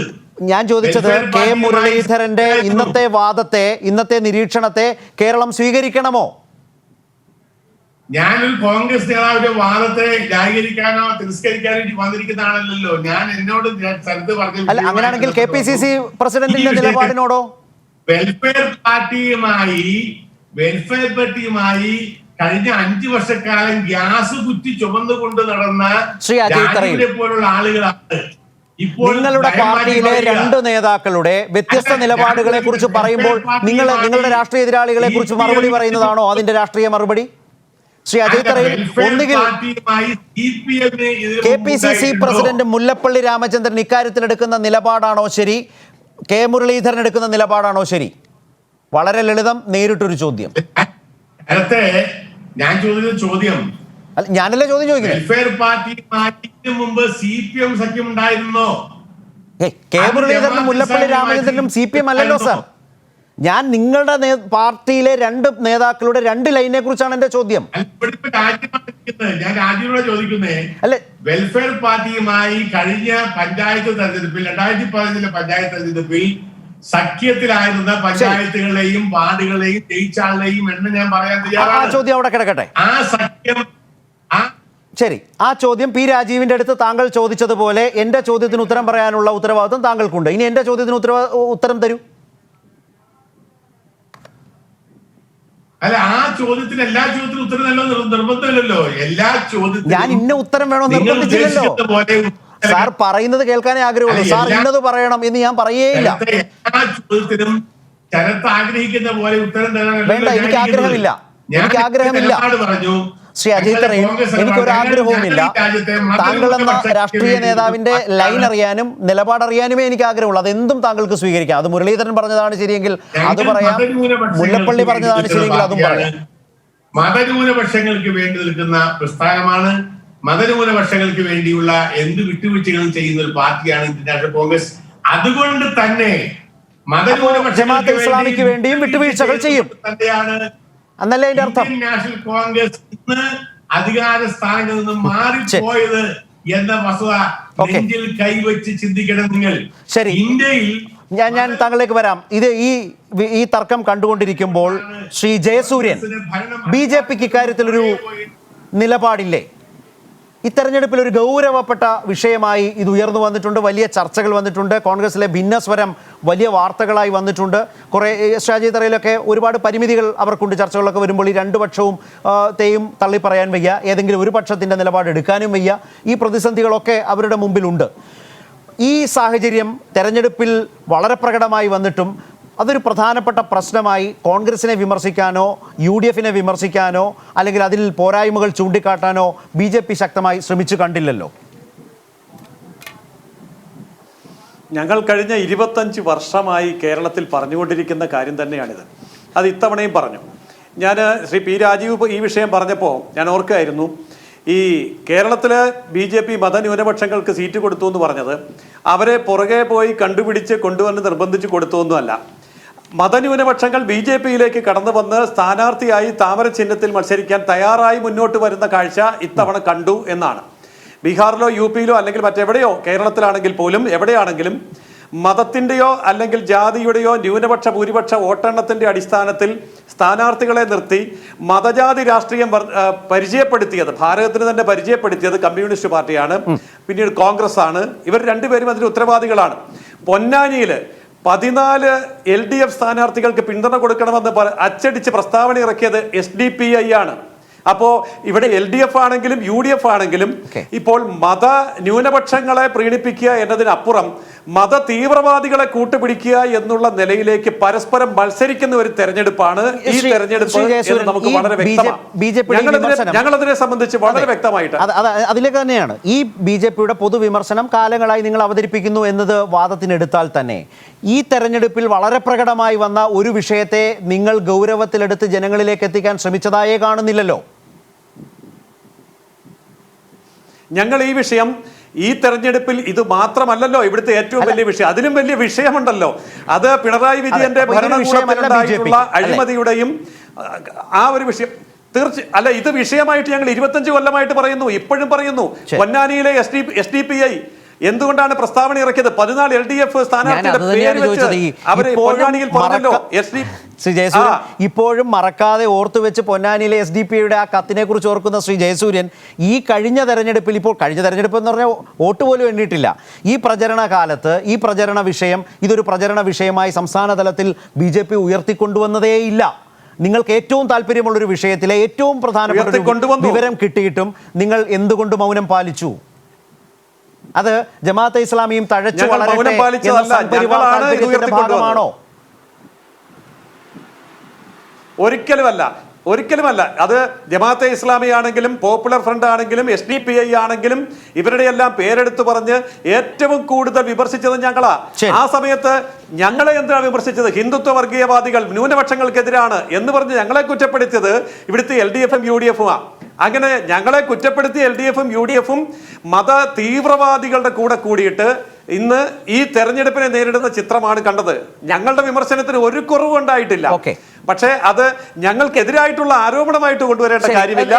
ജനങ്ങൾ അത് തിരിച്ചറിയും, ശക്തമായിട്ട് തിരിച്ചടിക്കുകയും ചെയ്യും. ഈ കോട്ടയം മധ്യ തിരുവിതാംകൂറിൽ കോൺഗ്രസിന് ഉണ്ടാകാവുന്ന ഒരു തിരിച്ചടിയെക്കുറിച്ച് നേരത്തെ ജോസ് കെ മാണിയുമായി ബന്ധപ്പെട്ട് താങ്കൾ സൂചിപ്പിച്ചു. ഞാൻ അതിലേക്കല്ല പോകുന്നത്. ഈ വെൽഫെയർ സഹകരണം കോൺഗ്രസിനും UDF-നും ദോഷം ചെയ്യുന്നതാണോ? താങ്കളുടെ ഒരു ചെറിയ നിരീക്ഷണം അക്കാര്യത്തിൽ കേട്ടുകൊണ്ട് ഈ രാഷ്ട്രീയ വിമർശനങ്ങൾക്ക് രാജീവിന്റെ മറുപടിയിലേക്ക് പോവാം. തീർച്ചയായിട്ടും അത് കോൺഗ്രസിന് വലിയ ദോഷം ചെയ്യും. കോൺഗ്രസിന്റെ ഉള്ളിലുള്ള മിതവാദികളായിട്ടുള്ള ഹിന്ദുക്കളായിട്ടുള്ള ആൾക്കാരെ കോൺഗ്രസിൽ നിന്ന് അകറ്റുക തന്നെ ചെയ്യും. അത് തന്നെ കമ്മ്യൂണിസ്റ്റ് പാർട്ടിയിൽ സംഭവിക്കും. ഈ SDPI-യോടുള്ള ബന്ധം CPIM-ൽ നിന്ന് പോലും വോട്ടുകൾ BJP-യിലേക്ക് കൊണ്ടുപോകും. തീവ്രവാദി സംഘടനകളോട് LDF-ഉം UDF-ഉം അടുക്കും തോറും BJP-യിലേക്ക് LDF-ൽ നിന്നും UDF-ൽ നിന്നും വോട്ടുകൾ വന്നുകൊണ്ടേയിരിക്കും. അതും ഇത്തവണ വളരെ പ്രകടമാണ്. റൈറ്റ്. ഈ വിഷയം കഴിഞ്ഞ കുറേ ഈ തെരഞ്ഞെടുപ്പ് കാലത്ത് പൊതുവിൽ കണ്ടതാണ്. ഈ വിഷയത്തെ വിമർശനപരമായി കോൺഗ്രസിലേക്ക് നീക്കുമ്പോൾ ശ്രീ ജയസൂര്യൻ ഒരു BJP നേതാവ് എന്ന നിലയിൽ അല്ലെങ്കിൽ അങ്ങനെ ഒരു ചർച്ചയിലേക്ക് BJP ആക്റ്റീവായി ഈ വിഷയത്തിൽ ഇടപെടുന്നത് ഞാൻ അധികം കണ്ടിട്ടില്ല. ഇപ്പോൾ അദ്ദേഹം ഇത്രയും ചോദിച്ചതുകൊണ്ട് ഇത്രയുമൊക്കെ അതേക്കുറിച്ച് പറഞ്ഞു. കോൺഗ്രസിനോട് ഈ വിമർശനം CPM ഉന്നയിച്ചാൽ അത് നേരെ CPM-ലേക്ക് തിരിച്ചു വെക്കാനാണ് കോൺഗ്രസ് ശ്രമിച്ചുകൊണ്ടിരിക്കുന്നത്. അത് തന്നെ ശ്രീ അജയ് തറയിൽ ഒരു ചോദ്യമായി തന്നെ താങ്കളുടെ മുമ്പിലേക്ക് ഇട്ടിട്ടുമുണ്ട്. ഞാൻ ആവർത്തിക്കുന്നില്ല. താങ്കളുടെ മറുപടി എന്താണ് അവർക്കുള്ളത്? അല്ല, യഥാർത്ഥത്തിൽ ഈ ജമാഅത്ത് ഇസ്ലാമിയുടെ നിലപാടിനെതിരെ, അവരുടെ മതരാഷ്ട്ര നിലപാടിനെതിരെ ഏറ്റവും ശക്തമായി നിലപാട് സ്വീകരിക്കുന്ന പാർട്ടിയാണ് CPIM. ഈ തെരഞ്ഞെടുപ്പിൽ ഇപ്പോൾ അദ്ദേഹം SDPI എന്നൊക്കെ പറയും. SDPIയുടെയും ജമാഅത്ത് ഇസ്ലാമിയുടെയും വോട്ട് ഞങ്ങൾക്ക് വേണ്ട എന്ന് പരസ്യമായി പറയാൻ ധൈര്യം കാണിച്ചിട്ടുള്ള പാർട്ടിയാണ് CPIM-ഉം ഇടതുപക്ഷ ജനാധിപത്യ മുന്നണിയും. അത് പരസ്യമായി തന്നെ ജനങ്ങളോട് പറഞ്ഞിട്ടുള്ള പാർട്ടിയാണ്. ഒരു തരത്തിലും അവരുടെ ഒരു വോട്ടും ഞങ്ങൾക്ക് വേണ്ട എന്ന് പ്രഖ്യാപിക്കാൻ ഇടതുപക്ഷ മുന്നണി നേതാക്കന്മാർ തയ്യാറാവുകയുണ്ടായി. ഇവിടെ ശരത്ത് ചോദിച്ചൊരു ചോദ്യം BJP സംബന്ധിച്ചിടത്തോളം പ്രസക്തമാണ്. കാരണം അവരുടെ പത്രസമ്മേളനങ്ങളെക്കുറിച്ചും അവരുടെ ഇടപെടലിനെക്കുറിച്ചും പറഞ്ഞു എത്രമാത്രം അപക്വമായിരുന്നു എന്ന് നേരത്തെ സൂചിപ്പിക്കുകയുണ്ടായി. അവർ പറയുന്ന രീതിയിലാണെങ്കിൽ ഇപ്പോൾ തീവ്ര മതരാഷ്ട്ര നിലപാട് സ്വീകരിക്കുന്ന ഒരു രാഷ്ട്രീയ പാർട്ടിയുമായി കോൺഗ്രസ് വിമുക്ത ഭാരതം എന്നൊക്കെ മുദ്രാവാക്യം വിളിച്ച് കോൺഗ്രസ്സാണ് ഞങ്ങളുടെ ഏറ്റവും ശക്തമായ എതിരാളി എന്നൊക്കെ പറയുന്ന ഒരു പാർട്ടി ഇത്ര തീവ്ര നിലപാട് സ്വീകരിക്കുന്നവരുമായിട്ടുള്ള ഈ കൂട്ടുകെട്ട്, അവരെക്കുറിച്ചൊരു വാചകം പോലും പരസ്യമായി പറയാൻ, എതിർപ്പ് രേഖപ്പെടുത്താൻ തയ്യാറായില്ല എന്നുള്ളത് ഇവരെല്ലാവരും കൂടിയുള്ള ധാരണയാണ് എന്നതിൻ്റെ ഭാഗമാണ്. ഒരു വശത്ത് മുസ്ലിം തീവ്രവാദം, ഇപ്പുറത്ത് ഹിന്ദുത്വ അതിൻ്റെതായ വർഗീയവാദം, ഇത് ശക്തിപ്പെട്ട് ഒരു വിഭജനം കേരളീയ സമൂഹത്തിൽ ഉണ്ടാകണം എന്ന് ആഗ്രഹിക്കുന്നവരാണ് ഈ രണ്ട് ശക്തികളും. അതാണ് ഇവരകത്ത് കാണുന്നത്. ഈ രണ്ട് വിഭാഗങ്ങൾ അങ്ങനെ തന്നെയാണ്. അതിപ്പോൾ ഇവരുടെ ഭാഗമായി ഹിന്ദുക്കൾക്കിടയിൽ അങ്ങനെയൊന്നും ഞാൻ കാണുന്നേയില്ല. ഈ കേരളത്തിലെ മതനിരപേക്ഷവാദികളായ ആളുകൾ, ഒപ്പം തന്നെ മുസ്ലിം സമുദായത്തിനകത്ത മഹാഭൂരിപക്ഷവും ജമാഅത്ത് ഇസ്ലാമിയുടെ നിലപാടിനെതിരാണ്. ജമാഅത്ത് ഇസ്ലാമി അവരുടെ പ്രചാരവേലയിൽ കുറേയൊക്കെ വരുന്നുണ്ടെങ്കിലും അത് ചെറിയ ന്യൂനപക്ഷം മാത്രമാണ്. അവരും ഈ തരത്തിലുള്ള പ്രസ്ഥാനത്തിനെതിരാണ്. അത് UDF-നകത്ത് വലിയ പൊട്ടിത്തെറിയിലേക്ക് തെരഞ്ഞെടുപ്പിന് ശേഷം എത്തും. UDF കുറെ കൂടി ദുർബലമാകും, UDF തകരും. BJP-യുടെ ഇന്നത്തെ അവസ്ഥയുമുള്ളത് ഈ നിലവിലുള്ളതിനേക്കാളും ഒരു പുറകോട്ടടിയിലേക്ക് എത്തിക്കും എന്ന് തന്നെയാണ് ഞാൻ പ്രതീക്ഷിക്കുന്നത്. ഏതായാലും നമുക്ക് നമ്മുടെ ചർച്ച അവസാനിപ്പിക്കുന്ന ഒരു സമയത്തിലേക്ക് പോവുകയാണ്. അതുകൊണ്ട് തന്നെ ഗഹനമായ വിഷയങ്ങളിലേക്ക് ഇനി ദീർഘമായി പോകാൻ ഒരു സമയമില്ലാത്തത് കൊണ്ട് തന്നെ അതിൽ പരിഭവപ്പെടാതിരിക്കാൻ വേണ്ടി ഞാൻ പറഞ്ഞു എന്ന് മാത്രം. ശ്രീ അജയ് തറയിൽ, ഇപ്പോഴും ശ്രീ രാജീവ് പറഞ്ഞുകൊണ്ടിരിക്കുന്ന നാളെ റിസൾട്ട് വരുമ്പോൾ UDF തകരും, കോൺഗ്രസിൽ പൊട്ടിത്തെറി ഉണ്ടാകും, ആകെ പ്രശ്നമാകും എന്നാണ്. താങ്കൾക്ക് എവിടെയെങ്കിലും ഒരു അങ്കലാപ്പുണ്ടോ? ഇന്ന് രാത്രി കിടന്നുറങ്ങി നാളെ നേരം വെളുത്ത് വോട്ടെണ്ണൽ കഴിയുമ്പോൾ, നേരത്തെ ശബരിമല ഇഷ്യൂ ഉണ്ടായിരുന്ന കാലത്ത് ശ്രീ PS ശ്രീധരൻപിള്ള പറഞ്ഞൊരു സുവർണാവസരം ഉണ്ടായിട്ടും എന്ന പോലെ ഈ കാലമായിട്ടും ഞങ്ങൾക്ക് വേണ്ട നേട്ടം ഉണ്ടായില്ലല്ലോ എന്നൊരാശങ്ക, അതിൻ്റെ എന്തെങ്കിലും ഒരു എലമെൻ്റ് താങ്കളുടെ ഉള്ളിൽ ഉണ്ടോ? ചർച്ചയിൽ വളരെ ആവേശകരമായൊരു പൊസിഷനൊക്കെ അവതരിപ്പിച്ചെങ്കിലും ഒരു ടെൻഷൻ എവിടെയെങ്കിലും ഉണ്ടോ? നേരത്തെ വളരെ ശുഭാപ്തി വിശ്വാസത്തിലാണ് ഞങ്ങളൊക്കെ നിൽക്കുന്നത്. കാരണം കേരളത്തിന് ജനമനസ്സ് നന്നായി പഠിച്ച് തന്നെയാണ് ഞങ്ങൾ രാഷ്ട്രീയത്തിൽ നടത്തിയിട്ടുള്ളത്. ഞാൻ ചോദിക്കട്ടെ, വിവാദങ്ങൾ വരില്ല, വിവാദങ്ങൾ പ്രശ്നമില്ല എന്നാണ് ശ്രീ രാജു പറയുന്നത്. ഒരൊറ്റ കാര്യം ഞാൻ ചോദിക്കുന്നുള്ളൂ, ഇവിടെ സ്വപ്ന സുരേഷെ അറസ്റ്റ് ചെയ്തു, എം സിംഗ് ശവങ്കരെ അറസ്റ്റ് ചെയ്തു, വിനീഷ് കൊടിയെ അറസ്റ്റ് ചെയ്തു. മാർക്സിസ്റ്റ് പാർട്ടിയുടെ ഒരു മന്ത്രിയെയും അറസ്റ്റ് ചെയ്തില്ലല്ലോ, മാർക്സിസ്റ്റ് പാർട്ടിയുടെ നേതാവിനെയും അറസ്റ്റ് ചെയ്തില്ലല്ലോ. പിന്നെ നിങ്ങൾക്ക് എന്തിനാ ഈ പൊള്ളുന്നത്? എല്ലാവർക്കും പൊള്ളലാണ്, എല്ലാവരും വിവാദങ്ങൾ എന്ന് പറയുന്നു. ഇവിടെ സ്വപ്ന സുരേഷ് നിങ്ങളുടെ പാർട്ടിക്കാരിയാണോ? ശിവശങ്കർ നിങ്ങളുടെ പാർട്ടിക്കാരനാണോ? വിനീഷ് കൊടിയെ നിങ്ങളുടെ പാർട്ടിക്കാരനാകാം. പക്ഷെ പാർട്ടി ഭാരവാഹികളെയോ മന്ത്രിമാരെയോ അറസ്റ്റ് ചെയ്തിട്ടില്ല, അവിടെ ഒരു കേസ് ചാർജ് ചെയ്തിട്ടില്ല. പിന്നെ എന്തിനാണ് വിവാദങ്ങൾ എന്ന് പറഞ്ഞുകൊണ്ട് പൊള്ളി നടക്കുന്നതിന്റെ കാരണം അവര് ഈ പറഞ്ഞ അറസ്റ്റ് ചെയ്യപ്പെട്ടവർ ഇവരുടെ തന്നെ ആളുകളാണ്, ഇവരുടെ വക്താക്കളാണ് എന്നതുകൊണ്ടല്ലേ? അല്ലെങ്കിൽ നിങ്ങൾക്ക് പൊള്ളേണ്ട നല്ല കാര്യമുണ്ടോ? അതാണ് ഒന്നാമത്തെ ചോദ്യം. അത് ജനങ്ങൾക്ക് നന്നായിട്ട് അറിയാം. ഇവർക്ക് എന്ത് കാര്യം? അതെ, അതുകൊണ്ട് അജയ് തറയിൽ പറയുന്നത് ഒരു ആശങ്കയും UDF-ന് ഇല്ല നാളത്തെ റിസൾട്ടിനെ കുറിച്ച്, അല്ലേ?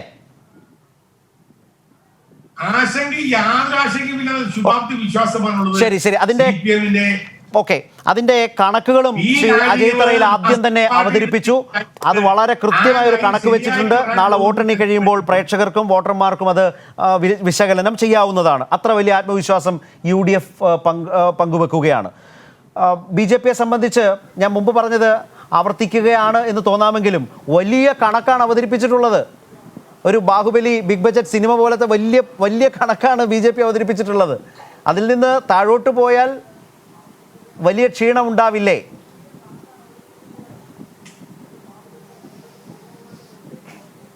ഏതായാലും അതിൽ നിന്ന് താഴോട്ട് പോവുകയല്ല ഉണ്ടാവുക. കഴിഞ്ഞ തവണ BJP-ക്ക് ഉണ്ടായിരുന്ന പൊസിഷൻ നമുക്ക് എല്ലാവർക്കും അറിയാം. അതിൽ നിന്ന് വളരെ അഭിമാനകരമായിട്ടുള്ളൊരു മുന്നേറ്റം ഉണ്ടാകും. അത് ഇരുമുന്നണികളെയും ഞെട്ടിക്കുന്ന മുന്നേറ്റമായിരിക്കും.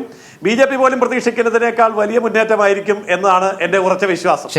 ശ്രീ രാജീവ്, ഈ ഇടതുപക്ഷ പ്രവർത്തകരും അനുഭാവികളും ഒക്കെ ആയിട്ടുള്ളൊരു വിപുലമായ സംവിധാനം, സദസ്സ് സത്യത്തിൽ നിങ്ങൾ നേതാക്കൾ നൽകിയൊരു വലിയ വാചകത്തിൽ വലിയ പ്രതീക്ഷയുമായിരിക്കുകയാണ്. അത് ഈ പറഞ്ഞതുപോലെ ഐതിഹാസിക വിജയം, ചരിത്ര വിജയം, ഇടതു തരംഗം, 3 ഓഫറാണ് വെച്ചിരിക്കുന്നത്. പക്ഷേ വിവാദം തുറുപ്പുകുലാനാക്കി തന്നെയാണ് ശ്രീ അജയ് തറയിൽ ഇന്ന് രാത്രിയും സമാധാനത്തോടെ നാളെ നേരം പുലർന്ന് ഒരു നേട്ടം കേൾക്കാൻ കാത്തിരിക്കുന്നത്. ശ്രീ രാജീവ്, അവസാനമായി ഞാൻ അജയ് തറയിൽ പറഞ്ഞ കാര്യങ്ങൾക്കൊന്നും ഞാനിപ്പോൾ പ്രതികരിക്കുന്നേ ഇല്ല. കാരണം അതെല്ലാം മനസ്സിലാക്കി തന്നെ ജനങ്ങളുടെ നിലപാട് സ്വീകരിച്ചിട്ടുണ്ടാകും. ഇവർ നടത്തിയ പ്രചാരവേല രാഷ്ട്രീയത്തെ എത്രമാത്രം മലീമസമാക്കാൻ ശ്രമിക്കുന്നു, വസ്തുതകളെ എത്രമാത്രം തെറ്റായ രൂപത്തിൽ അതിനെ തമസ്കരിക്കാൻ ശ്രമിക്കുന്നു, ഇതെല്ലാം തന്നെ ജനങ്ങൾ മനസ്സിലാക്കിയിട്ടുണ്ട്. ഞങ്ങൾ നല്ല ആത്മവിശ്വാസത്തിൽ തന്നെയാണ്. ജനങ്ങൾ കേരളത്തിൻ്റെ ഈ ഗവൺമെൻറ്റിൻ്റെ നേട്ടങ്ങൾ നേരെ അനുഭവിക്കുന്നവരാണ്, നേരെ തിരിച്ചറിയുന്നവരാണ്. അപവാദ പ്രചാരവേലയുടെ ലക്ഷ്യം തിരിച്ചറിയുന്നതാണ്. കേരളം ഈ രൂപത്തിൽ തുടരേണ്ടത് ഇന്ത്യയുടെ ആവശ്യമാണ് എന്നവർ തിരിച്ചറിയുന്നു. അതിൻ്റെ പ്രതിഫലനം മികച്ച രീതിയിൽ ഒരു ചരിത്ര നേട്ടമായി തന്നെ നാളെ കാണാൻ കഴിയും എന്ന ഉറച്ച ആത്മവിശ്വാസമാണ് ഞങ്ങൾക്കാകെയുള്ളത്. നന്ദി എല്ലാവർക്കും. ശ്രീ രാജീവ്, ശ്രീ ജയസൂര്യൻ, ശ്രീ അജയ് തറയിൽ ഞങ്ങളുമായി സഹകരിച്ചതിനും പ്രതീക്ഷകളും നിരീക്ഷണങ്ങളും രാഷ്ട്രീയ സാധ്യതകളും നാളെ വോട്ടെണ്ണുന്ന ഒരു ഘട്ടത്തിലേക്ക് കേരളം കടക്കുന്നതിന് മുമ്പ് അന്തിമമായുള്ള മുന്നണികളുടെ വിലയിരുത്തലുകൾ അവതരിപ്പിച്ചതിന്. ന്യൂസ് ആൻഡ് വ്യൂസ് അവസാനിക്കുന്നു.